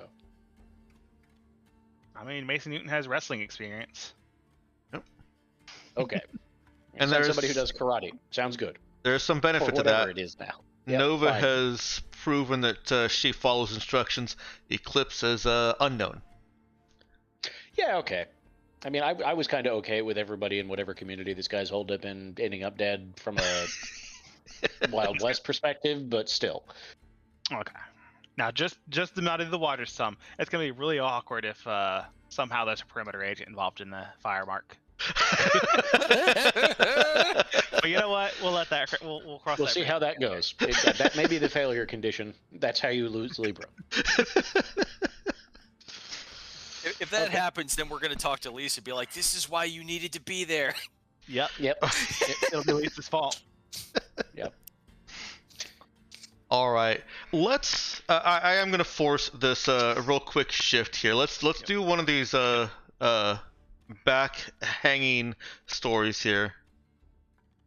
Back to the past. Flashbacks is what I'm trying to do. Trying to say, and so you wanted to do the park investigation before the drugs, okay? Yes, please. So we have gone to Thurid. What have we discovered? What's our direction here?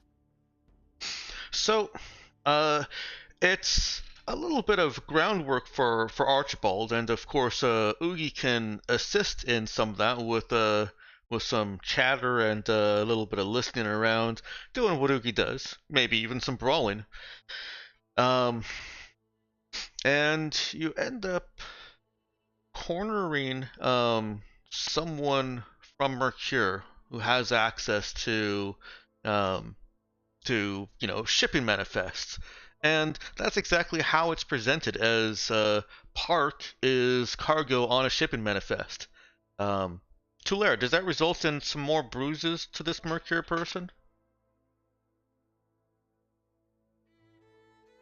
No, Oogie knows the score, and he's going at this right now as cool and professional as he can. In fact, I was thinking he was going to pose as a prospective buyer.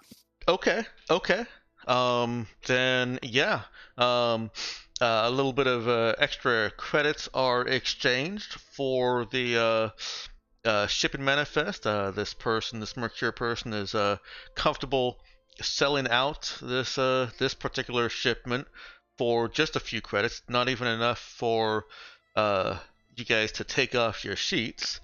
I mean, it's like probably a couple hundred, but I'm not concerned about you taking it off your sheets. We'll expense it. Yeah, there you go. That was one very expensive snow cone you ate on Thurid. And you learn that Park is going to one of the worst places that slaves can be sold, Hystro. Istra? Hystro. Yeah. Row about. They are over there. They're actually just one hex down from you. Sounds like it's on our way. Hold on. I mean, actually, probably not really. So wait a minute, I'm confused. They came from Zenthra, took Park all the way out to Kuti Tahirti, and then back to Hystro?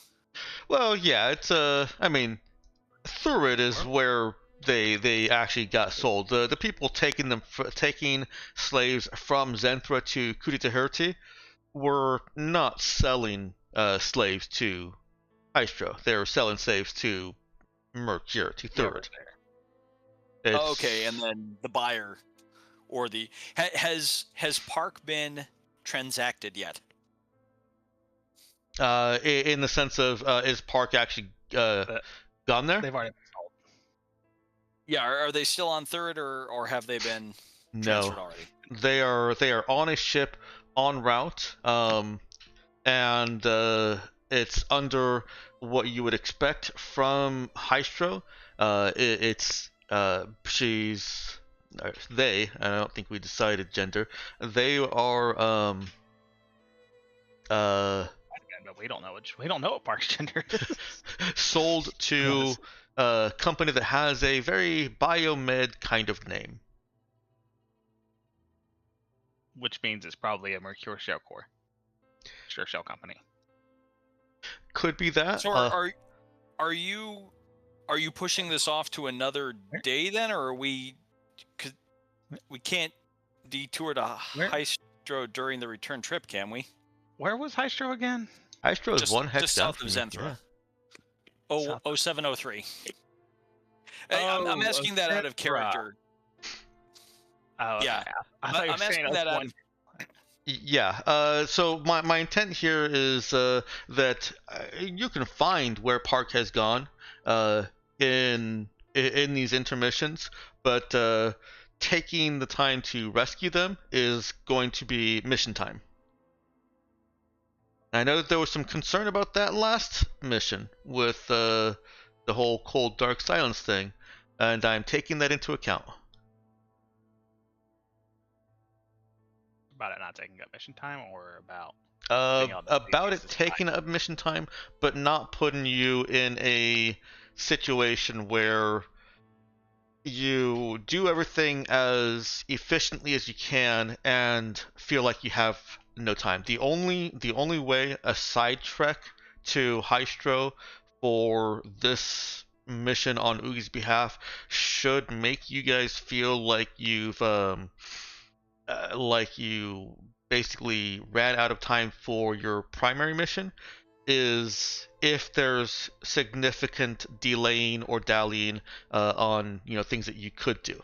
It what it should do, what making this side trek in mission time should do, is make you feel like you need to focus a little bit more when you get to your mission location.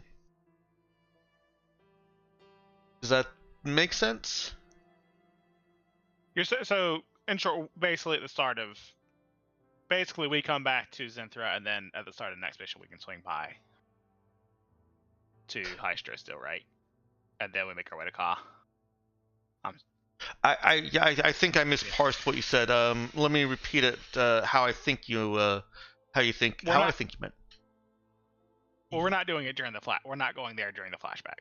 You're not going there during the flashback, correct? We would start up next session next week with you deciding, do you want to take mission time out to go to Hystro and rescue Park, or do you want to go straight over to Ka?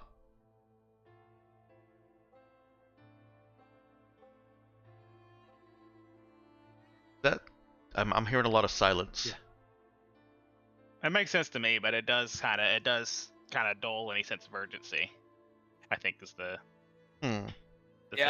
I'll admit I'm a little confused here, Dexter. We'll talk about it during review, or maybe even between sessions. Okay. But it does also kind of leave this flashback as there's not much else to do, it sounds like. There's not much else to do. You've gotten the location that Park has been shipped. You are very close behind that, in that if you go straight from Zenthra to Hystro, you may be able to intercept the shipment, or get to whatever storage facility these slaves are being held at before any kind of processing is done. Processing is bad. Hystro has a tendency to use, or a reputation, I should say, to use slaves as biofuel. Which really does do the whole thing again. Does the time crunch. Again, though, we are also basically having to fly that whole distance anyway. How long? Here's a question for you. How long ago was Park sold and shipped off, I suppose? You missed them by a few days. See, that doesn't help. And then usually our downtime is what, 2 weeks on in Zenthra? You can cut that short. You can bring it down to 1 week. Pressure Carter to get you going sooner.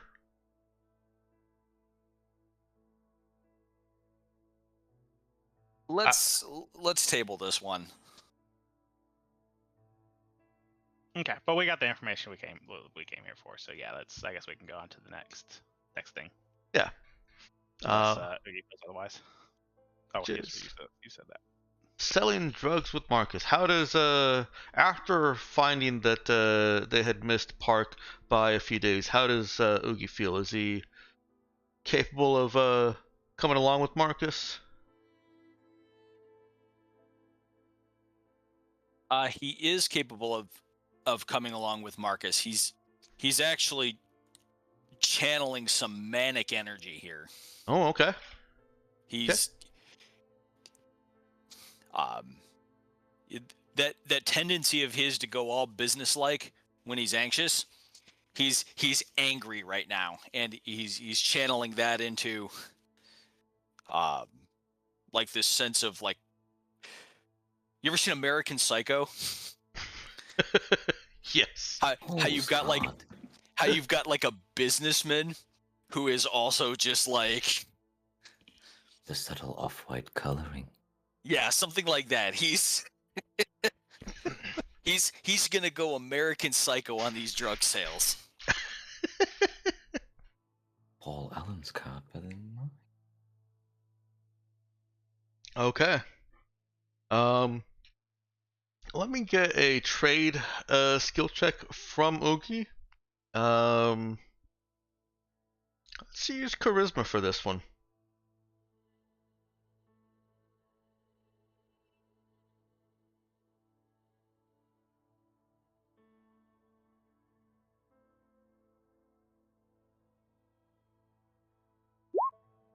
Okay.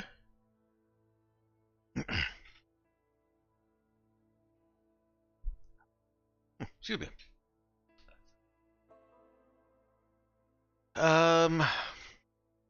Let's see. Ben, how do you feel about setting this scene for us? You know, what kind of is this a clean establishment? Is this someone who's probably going to put the drugs on the street? What kind of dealer have you guys found that's going to give you this better price? I think it's still going to be the same establishment that I rolled for previous, essentially. The experiences place. Okay. You know, the one who like undercut me by a fuck ton, but I was like, sure, whatever. It's still going to be that same place, but I think with Oogie there, he's going to weed out their bullshit and be like, nah, that's not happening. Okay. The proprietor there is honestly a little bit skeeved out by Oogie. There's something off about that person, and he recognizes it, and stops trying to undercut you. Admits that yeah, his stock is low, and he does need it, and you get the 35,000 instead of the 20,000. Okay, in which case Oogie gets 15k.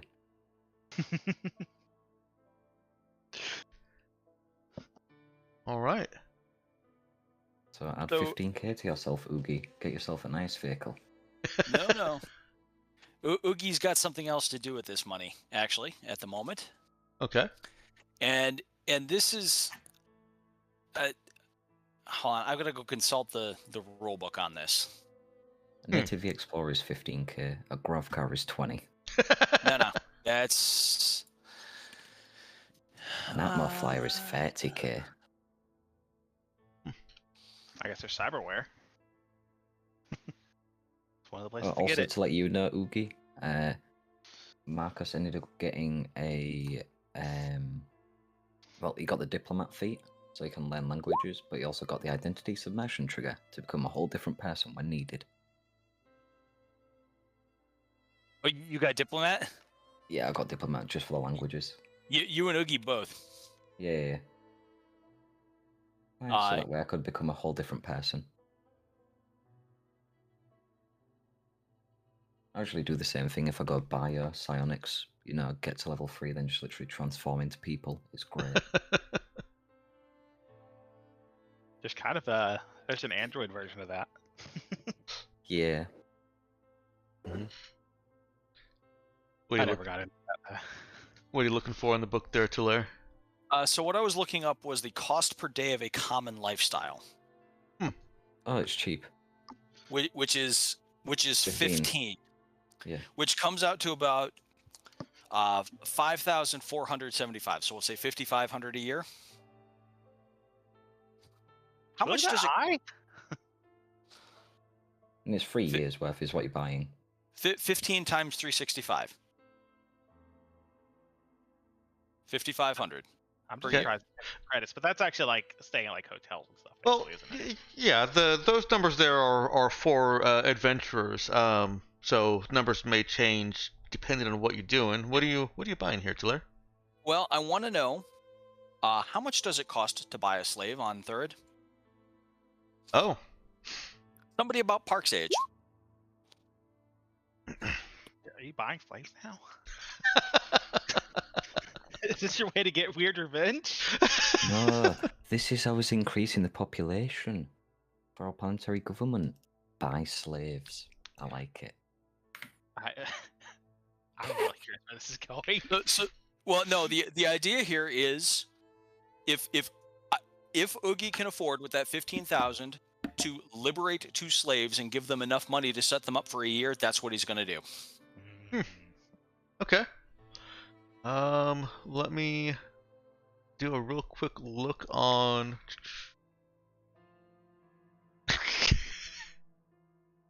No, Ben.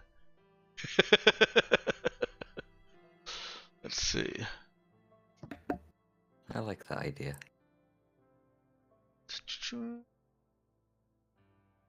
I need to go to a planet that does sell slaves, like Kamiega. Or Goody Hirti, apparently.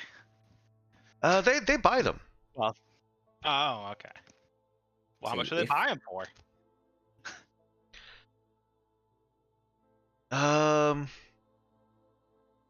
Gosh, I didn't get to Zenta in my finishing things up to change things over from my terrible self-made system over to just the regular Sons of Gold. Give me 2 minutes on this. You guys find something to talk about while I'm doing this. Do you reckon if Raza became a drug empire, our main drug would be like a memory loss drug?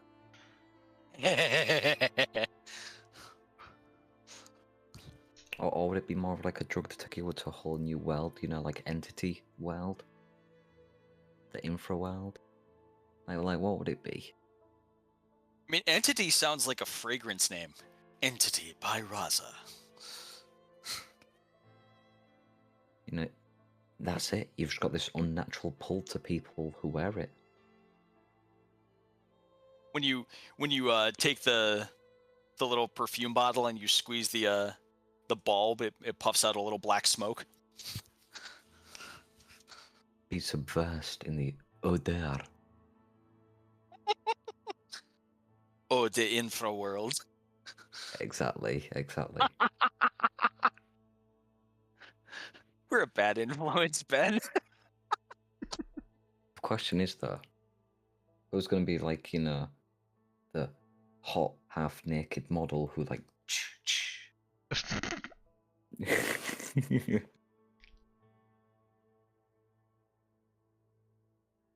All right. on what front? Oh, he's back now. I found it, yeah. So I've listed them at 4 to a ton. They're as bulk goods sold 4 people to a ton at a cost of 25,000 per ton. So just 2, you'd be looking at 12.5. And 1 would be About 6. Yeah. 6,250. Somewhat. Okay, Yeah, so ish. in that case, let me get my calculator out here again. Plus 6,250. Now that's all something that could be made cheaper with going through the regular trade deal. Trade, as if you were buying a bulk good. I just like how people are measured in tons. Yeah, but Oogie's only got 15,000 to spare right now. I mean, he could perhaps spend a little bit of his own money on this as well, but he sees this dirty money as something that he can blow through. Okay. Do we get categories of tonnage, you know? Categories of tonnage? You know, like these people were this kind of people previously. No, they would occupy 1 ton of cargo space if you kept them in your cargo space like slaves. If you let them out of the cage and the various apparatus there to feed them, then they are just people on your ship. So basically, instead of buying 2 people and setting them up for the year, Oogie's gonna buy 1 person and set them up for about a year and a half, as an anonymous benefactor. Okay.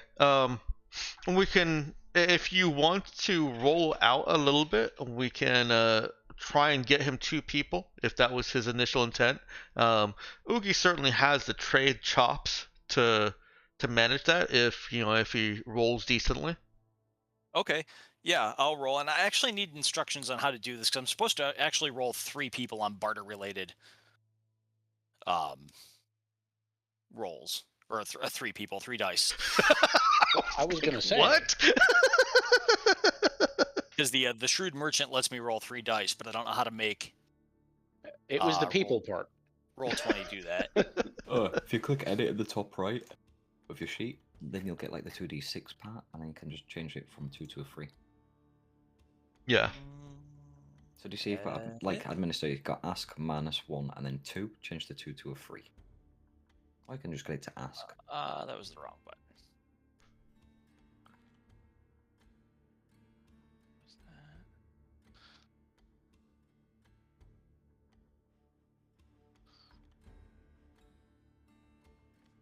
Well, there we are. Okay.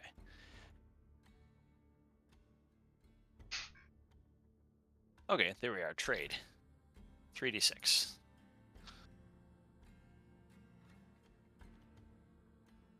And I think that's going to be...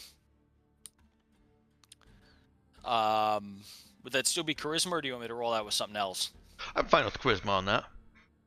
Okay. He's still putting his manic intensity into this.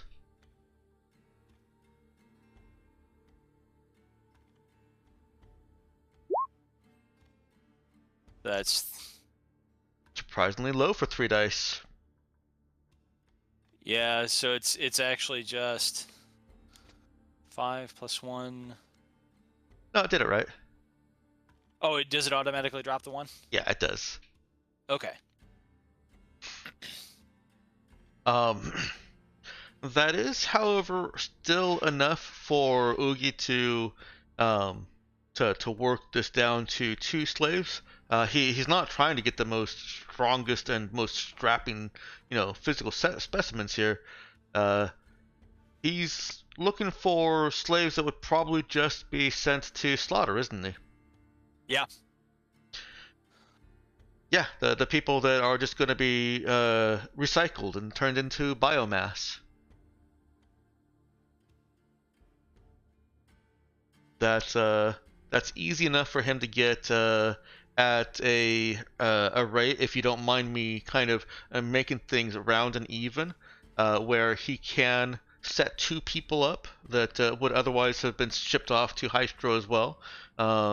Maybe from that same manifest that he and Archibald had found, there was, a later shipment going out, and he was able to grease some Mercure Core hands to let a couple of those oops out escape somehow, and then legalize their escape with some IDs, and all of this for 15,000.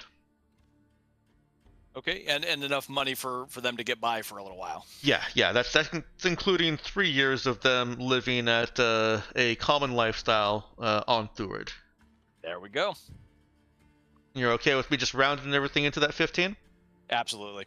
Okay. That was basically what I was looking for. Is what can I do with my 15,000? Yeah. I mean, we could have gone through and figured out the actual price and cost of everything, but it felt like that was getting a little bit too specific, and I'm okay with just letting it go like this and saying 15. That sounds good. and we will figure out who those two people are and how they feel about being freed by an anonymous benefactor at a later time, I imagine. Cool.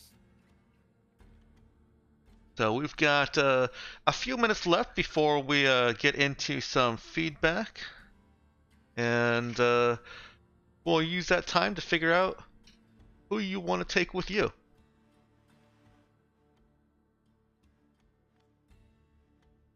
Remind me who can swim. I know you gave us a list. I did. I forgot where it was. It is the two from Holau, which are Omikawa and Quiet River, Christina Christie, and Tally. Okay, so put all of those people onto the ship. We have a cruiser now, so why don't we just bring everyone else? that may actually be an option. You get 10 people. Okay, well, start with all the ones who can swim, and we'll go from there. All right. Let's put them in some kind of order. I'll move these guys down so that there she is. Omikawa. They are, and Quiet River. You had 3 of them already. Yep. Okay, doing good. We've increased our swimming powers by 33%. And I'm going to say that Elena is captain, and Sunny is our medical officer. I like Sunny as our medical officer. Sunny, on learning that Marcus overdosed and then cured his overdose with psych, has gotten herself assigned to the hedgehog. You have a babysitter. That's probably good. I'm still really wondering about this whole Marcus as a medic thing. All right, you can pick what you got. You got 6. You can pick 4 more that you want to enjoy the company of.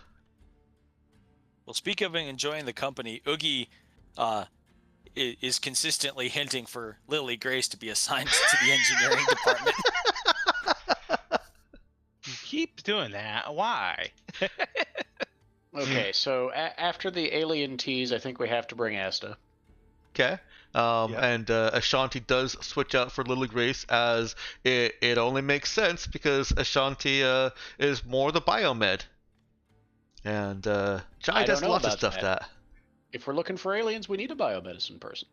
Okay. You might have some competition for Lily Grace. Not necessarily. I'm just pointing it out. I mean, Lily Grace is more engineering anyways, right? It's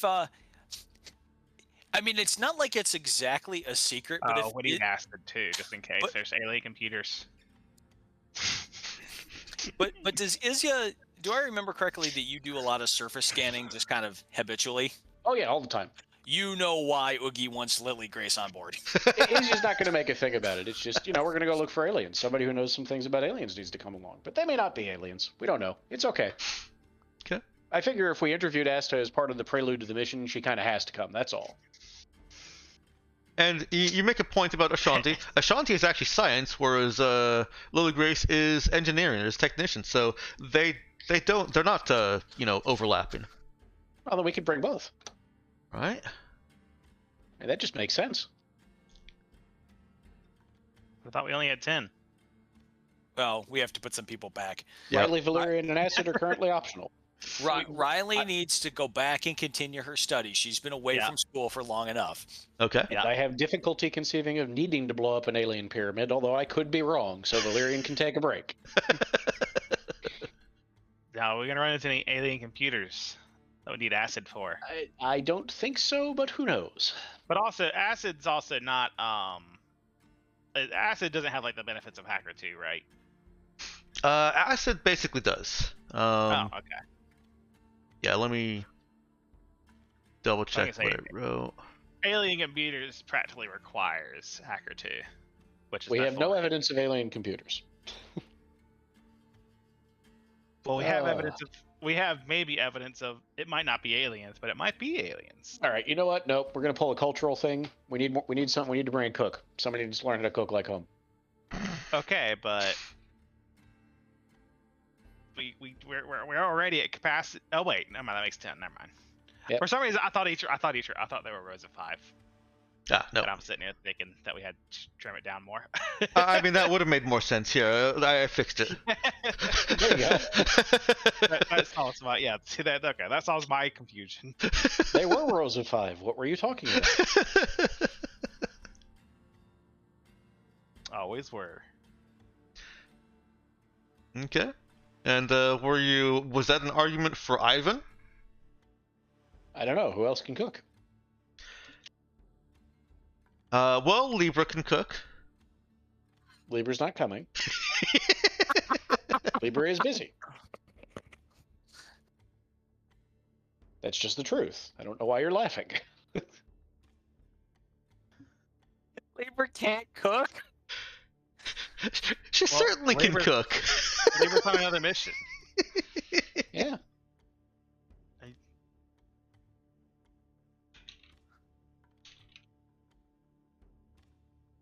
Okay.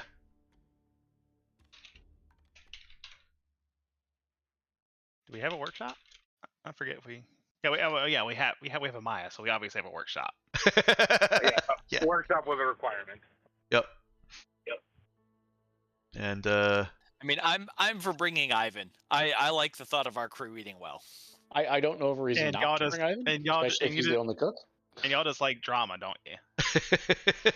Now, the They- drama between Elena and Ivan has But simmered. But wasn't the problem that you need that if you have Elena and Ivan on the same ship, you need Alexi to ameliorate issues? there were concerns, especially in the smaller ship. The cruiser's bigger, Oh, that's true. and you did put luxury cabins in the cruiser. Oh right. Oh, I forgot about that. Man. Oh wow, this is gonna be such a different experience, y'all. Yep. Yeah. Trying to get second set of luxury cabins too. I mean, We 10% didn't of end max up with crew. that, did we? That's 20 luxury cabins. No, you only got one set. Okay, yeah. Oh, they were talking about a second set. They I'm like, were. No, that's excessive. All Yeah, right. Ivan's fine. Or do we have anybody else it makes any sense to bring to a horrible water world? I mean, again, there's acid for computers things, especially if Completely chock full of people? especially if acid has the equivalent of hacker too. What's the tech? The overall tech level on Kai is kind of low. I take it. It but is, if it's yes. aliens. But if it's aliens, I'm not saying it's aliens. If it were aliens, that would be a different story, I admit. But the aliens are underwater, and I got to be honest, their technology would have to be really great if it still works down there. exactly. And if Like, it's that really, great, you want to be really able to great. hack it.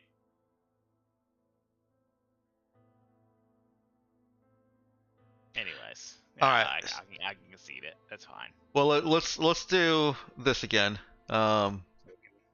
Since we have luxury cabins, we can afford Elena and Ivan without Alexi. Who wants acid and who wants Ivan? No. I conceded on acid. I don't think anyone else is arguing for acid. On the And the contrary. luxury cabins, let's change the math.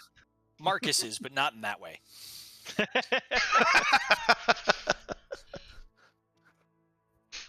Oh, I guess I should have a trend on board if I'm befriending all the trend. Nah, that's fine. All right. Looks like we've got missions organized and teams set up. I'll move this back down here. But if we come across alien computers, I'm gonna be I told you so. If we come across alien doors that need to be blown up, I'll told you so with regard to Valerian. That was my idea in the first place. I don't think I you mean- can tell me so on that. It's not that hard to use demo charges, and Lily Grace we know knows how to use demo charges too. I mean, it could be an extremely sinister and/or eldritch pyramid. Don't get me wrong, but seems unlikely. All right. I've got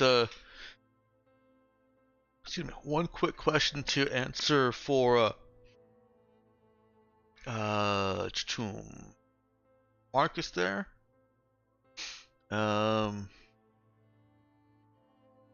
And Yes, Ben. On Thorid, there's almost no difficulty buying basically the various solutions, chemicals, and other things, equipment that you need to start manufacturing drugs. It uses the normal crafting rules with just one, with just one change. Under the normal crafting rules, you would get one psych stim after like a week of work. I've made it to where you get it takes 1 day to make your heal skill +1 in similar stims. They have to be the same stim, but it's your heal skill +1 in stims for that day. You can thank Jai for that, I'm sure. Yeah, thank Lulu for basically us kind of hashing out and me realizing that a week to make a lift is dumb. Especially something that I'm assuming you can do in batches. Yeah. We had some Like, more complex rules. Like, who would craft drugs one dose at a time? So does that give you enough information there, Ben? So basically, I create one a day. Is your heal skill 0? And it's 2. Okay. Yeah, you can make 3 a day. 3 a day. 3 a day of the same type. And it does cost double when you're making them yourself. Double. That's the normal crafting rules for that. I can't even find the crafting rules. I'm being blind. Because even though you can do them in batches, you're still not doing it in bulk. Yeah, the crafting rules are Plus, nicely hidden. it's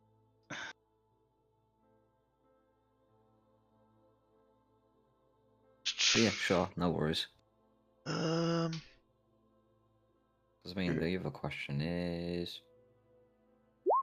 yeah, thought so. it's on page 91. Jury rig devices are 1/4 the cost. please don't make jury rig drugs. Yeah, you don't want to do that. Normal devices cost twice as much as they would off the shelf.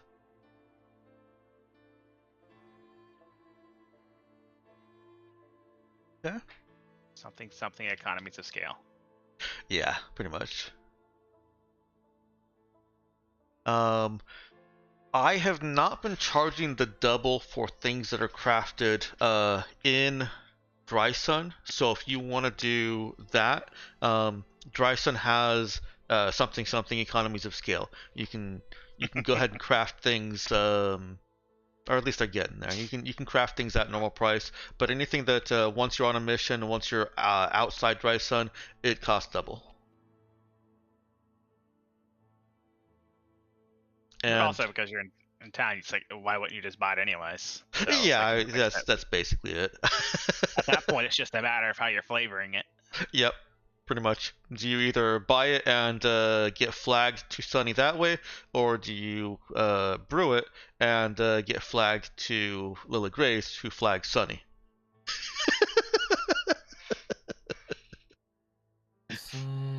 You know, I'm looking at it myself. I want to make sure it's the good stuff, you know.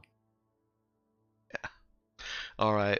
I believe I've got some feedback coming, so let me go ahead and make sure nobody else has anything else they want to ask or do.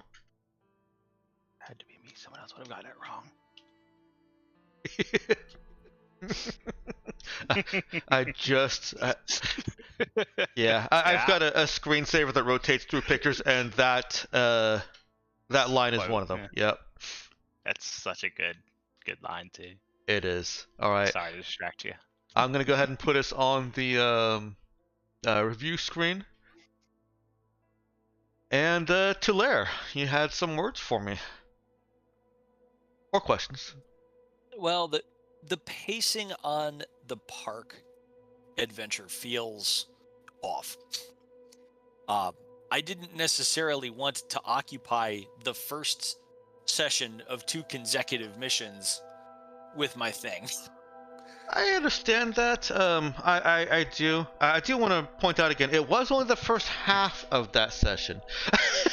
And that's about what I have planned for anything if you guys decide to do. I don't intend for any of these side things to be, a whole session. That would be too much for me. So you've also, I mean, you're done. We're not doing like a set number of sessions for a mission anymore, right? It's still 8 sessions for a mission. Okay, they're just all long. Yeah, they're just all long now. Gotcha. But that's a little, because what was it? The first one was on a short mission, right? Yeah, which I feel like made a bigger difference. I mean, that was a whole 1/8 of your time, even if it was only half a session.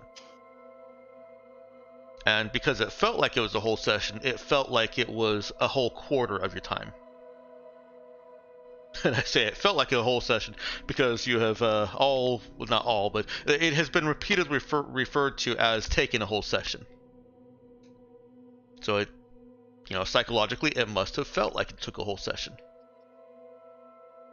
In retrospect. It was the substance of that session. I think after that, we made it to destination, did some scans, got a description of the area that we were going into, a little bit of role play along the way, and then that was it. We didn't actually accomplish anything with regard to the mission. And that reminds me, I had put some thought into this, the pacing of the park. Thank you for reminding me. I still want to do it this way, and I want to kind of put up in the air that it felt bad last time because that mission felt bad. The pacing of that whole mission was off. The content of the mission felt wrong. There was a lot going on with that mission that kind of, I feel, is adding a little bit of bias against the inclusion of side missions or character story missions into being folded into these main missions. So I think that in a mission that is not fraught with those other challenges and difficulties, I think, feel, and hope that a small character excursion will not feel as destructive to the pacing. AKA, let's give it a second chance. Yeah, that's basically my ask here is let's give it a second chance. Okay, that's fair. The only other thing that I would have appreciated was at the beginning of this session when I mentioned that the outcome of the park adventure could have some implications for Oogie and his emotional state afterward. Mm-hmm. I mean, it did. It still did, given the way that you did it. I had assumed we were going to resolve it at the conclusion of this mission. And so I was confused and flustered. I didn't quite like when you actually presented it as, oh, you just find this detail that I'm sorry, Mario, your princess is in another castle. I'm like, but yeah, like, okay. I kind of I thought it was a little bit anticlimactic. Okay. But I think the expectations didn't match what you had in mind. I apologize for that. It's not entirely on you. I mean, that's a thing I know. Like as a player, a lot of times I tend to make a lot of assumptions that things will go a certain way. I don't really want things being resolved in the intermissions. I think it will be unavoidable for some things to get resolved in the intermissions. That's just going to happen as a course of roleplay. I can't be all like, well, no, you totally resolved this, but we're still going to do something about it next time.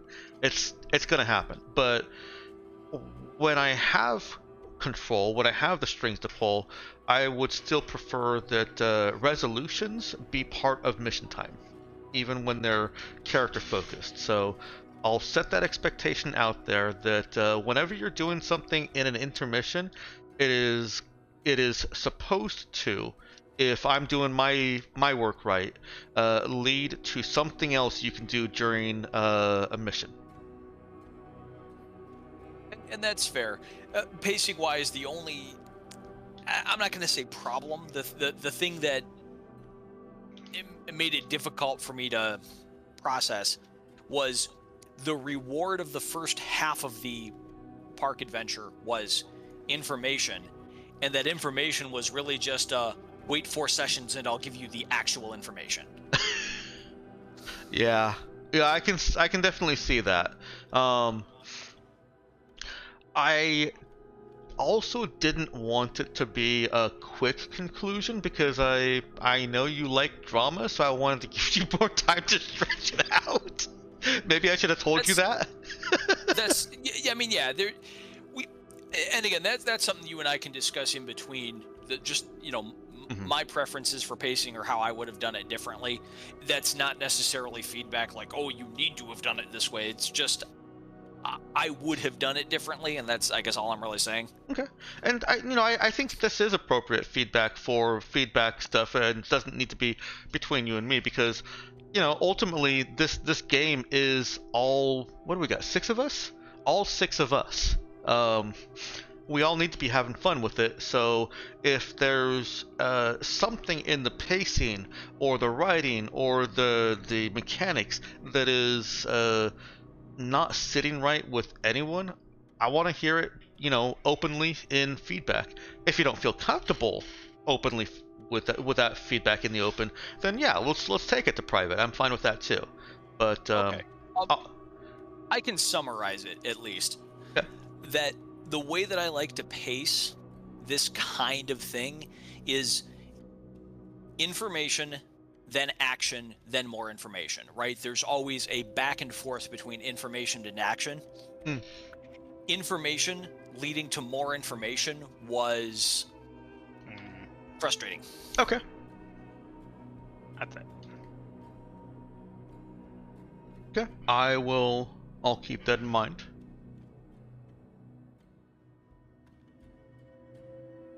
And I can understand, like, you didn't want us running off to Hystro right away, or we didn't know that that's necessarily where they were going. And also, you probably didn't really want to do combat in the flashback. Basically, I would say it almost just didn't need to be an actual flashback scene. Mm-hmm. You could almost just have been like, okay, the information pays out now, and here's what you have found. Okay. I don't want a dog pile, but I'm gonna a little bit.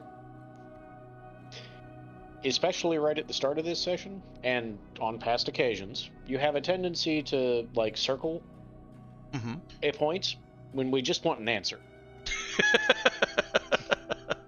Let me jump in. I have a reason for that, and this is spoilers behind the scenes, but where Park is or was taken was dependent on what missions you guys chose. I had a feeling it was something like that. Yeah. On my end, I'm just, like, in general. Sometimes just tell us the answer. It's okay. I get that. I couldn't at the beginning. That's fair. And my criticism is general, not of this particular scenario. I recognize that I do have a tendency to try and stretch out the mystery, and that's not nearly always necessary. But this one, if you had gone other places, if you had taken your mission team to a different direction, I would have put Park right there. I don't have any real fictional power to put Park in Ka. Now, okay. Having told you that, Quantum Ogres, exactly. Having told you that, would you prefer I found a way to put Park on Ka?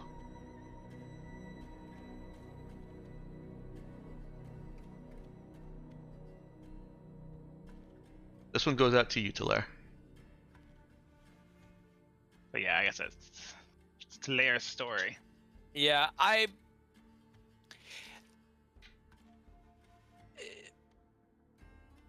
I wasn't sure what pacing you intended. I know you didn't want to do the action scene during the intermission, which is why I was honestly a little surprised when you said that you would, because I think I asked you for resolution of the park situation, because I thought it was going to wrap up this adventure. I thought it was going to be a one adventure thing, bookending the rest of the adventure. You know, so, and I may have missed that you were asking for actual resolution. If I think that slipped right by me. I apologize. and it's more just along the lines of, given the structure of the whole campaign, right? The mission oriented structure, it didn't even occur to me that you might stretch my character's solo arc thing across 2 missions. That surprised me a lot. Okay. That might be also, I don't know if there's necessarily other character arcs really in the works at the moment. I certainly haven't prepped for anything with Archibald. I looked back and skimming through notes, I may have missed something. I'm going to at some point re-listen to the session 0, but I don't recall too much else in the way of usable mission arc material for other characters. Hey. well, now they didn't go to the direction that would have been you. That's not true. We're back on my homeworld. There's absolutely mission usable stuff here. Well, that's true. That's true. I thought you were talking about the other stuff in your background. No, we're literally on one of 2 systems that matter to his background. Yes. Arguably 3. True. Well, you weren't session 0 though, right?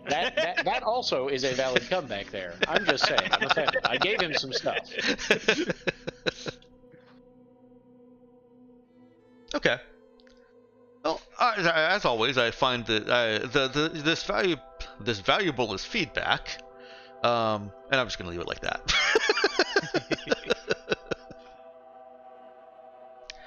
Any other thoughts on the war framework, the stuff that I kind of rambled out at the beginning, or how these are structured?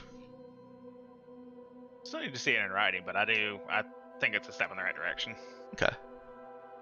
Myself. I think I told you guys already. This is absolutely an experiment for me. I don't do packaged missions. Welcome to Darkstar War Alpha, folks. Thank you for testing. Anything else, or are we done here? Last question. Are you satisfied with being able to use the intel you got from finding where the info drive is located for getting the info drive? Or does that feel too easy? I think it's fine. It's a little bit of a disappointment, maybe, but yeah. it's okay. It worked. It's to be fair, honestly, I feel like the issue is more like there's too many interesting missions. Sorry about that. Like, or at least because I don't know, I like the idea of playing that one out, because particularly seeing as it's been around for so long. But I mean, I think if you haven't looked at Star Trek Adventures already, maybe do. That's not even really a criticism, but it's a system that's actually designed to support a party that is more than just one character per person in some ways. And it might not be the craziest thing to look at. If you guys want, I could probably set up a one-shot that is a condensed Sunset info drive. Honestly, if we're going to play something for fun, I want to play Fire Mark. Yeah, I think Fire Mark is the fun one to play out. As far as Sunset info drive goes, I mean, again, there's too many interesting ideas, too many interesting missions. I had actually just assumed at the end of the last setup that we were going to get the info drive for the expenditure of the asset last time. Yeah. Of the intel last time. So the fact that we just got another intel that we can now expend to get the info drive is basically doing what I hoped to do last time. Yeah, I mean, to be fair, yes, that's the same here. At any time when you give me a choice to do more things in one turn, I'm going to do that. That's true too. I can tell you that for a fact. I play too many board gotta games not to want maximize. more actions. Straight up. In future runs, I would I would include getting the info drive, using the information you just got at the other location with Pascal Claire, and then saying, okay, now part 2 of the same mission you're already on is to go get it. So that's something that I'll do in the future, especially now that I'm not trying to do, short and long missions. Well, and the other thing you could do, I don't think you should do this, certainly not now retrospectively, is make all the short missions be the ones that tell us things about the long missions. That's an interesting thought. So something that doesn't actually advance the mission turn, something that you can do real quick and while others are doing things. I'll think about that. Even if you were going to do it in the very basic way, shorts take 1 time unit, longs take 2 time units, and shorts are usually going to lead to longs. And that's at least a coherent system. It's not necessarily the one you'll want, but it is something, Okay. That is thoughts to consider as well. Thank you. I release any of you that have other things to do. I'm also going I have to go apparently beat up guys in Valheim, so for that. All right, have fun with that. So, I would complain that I've been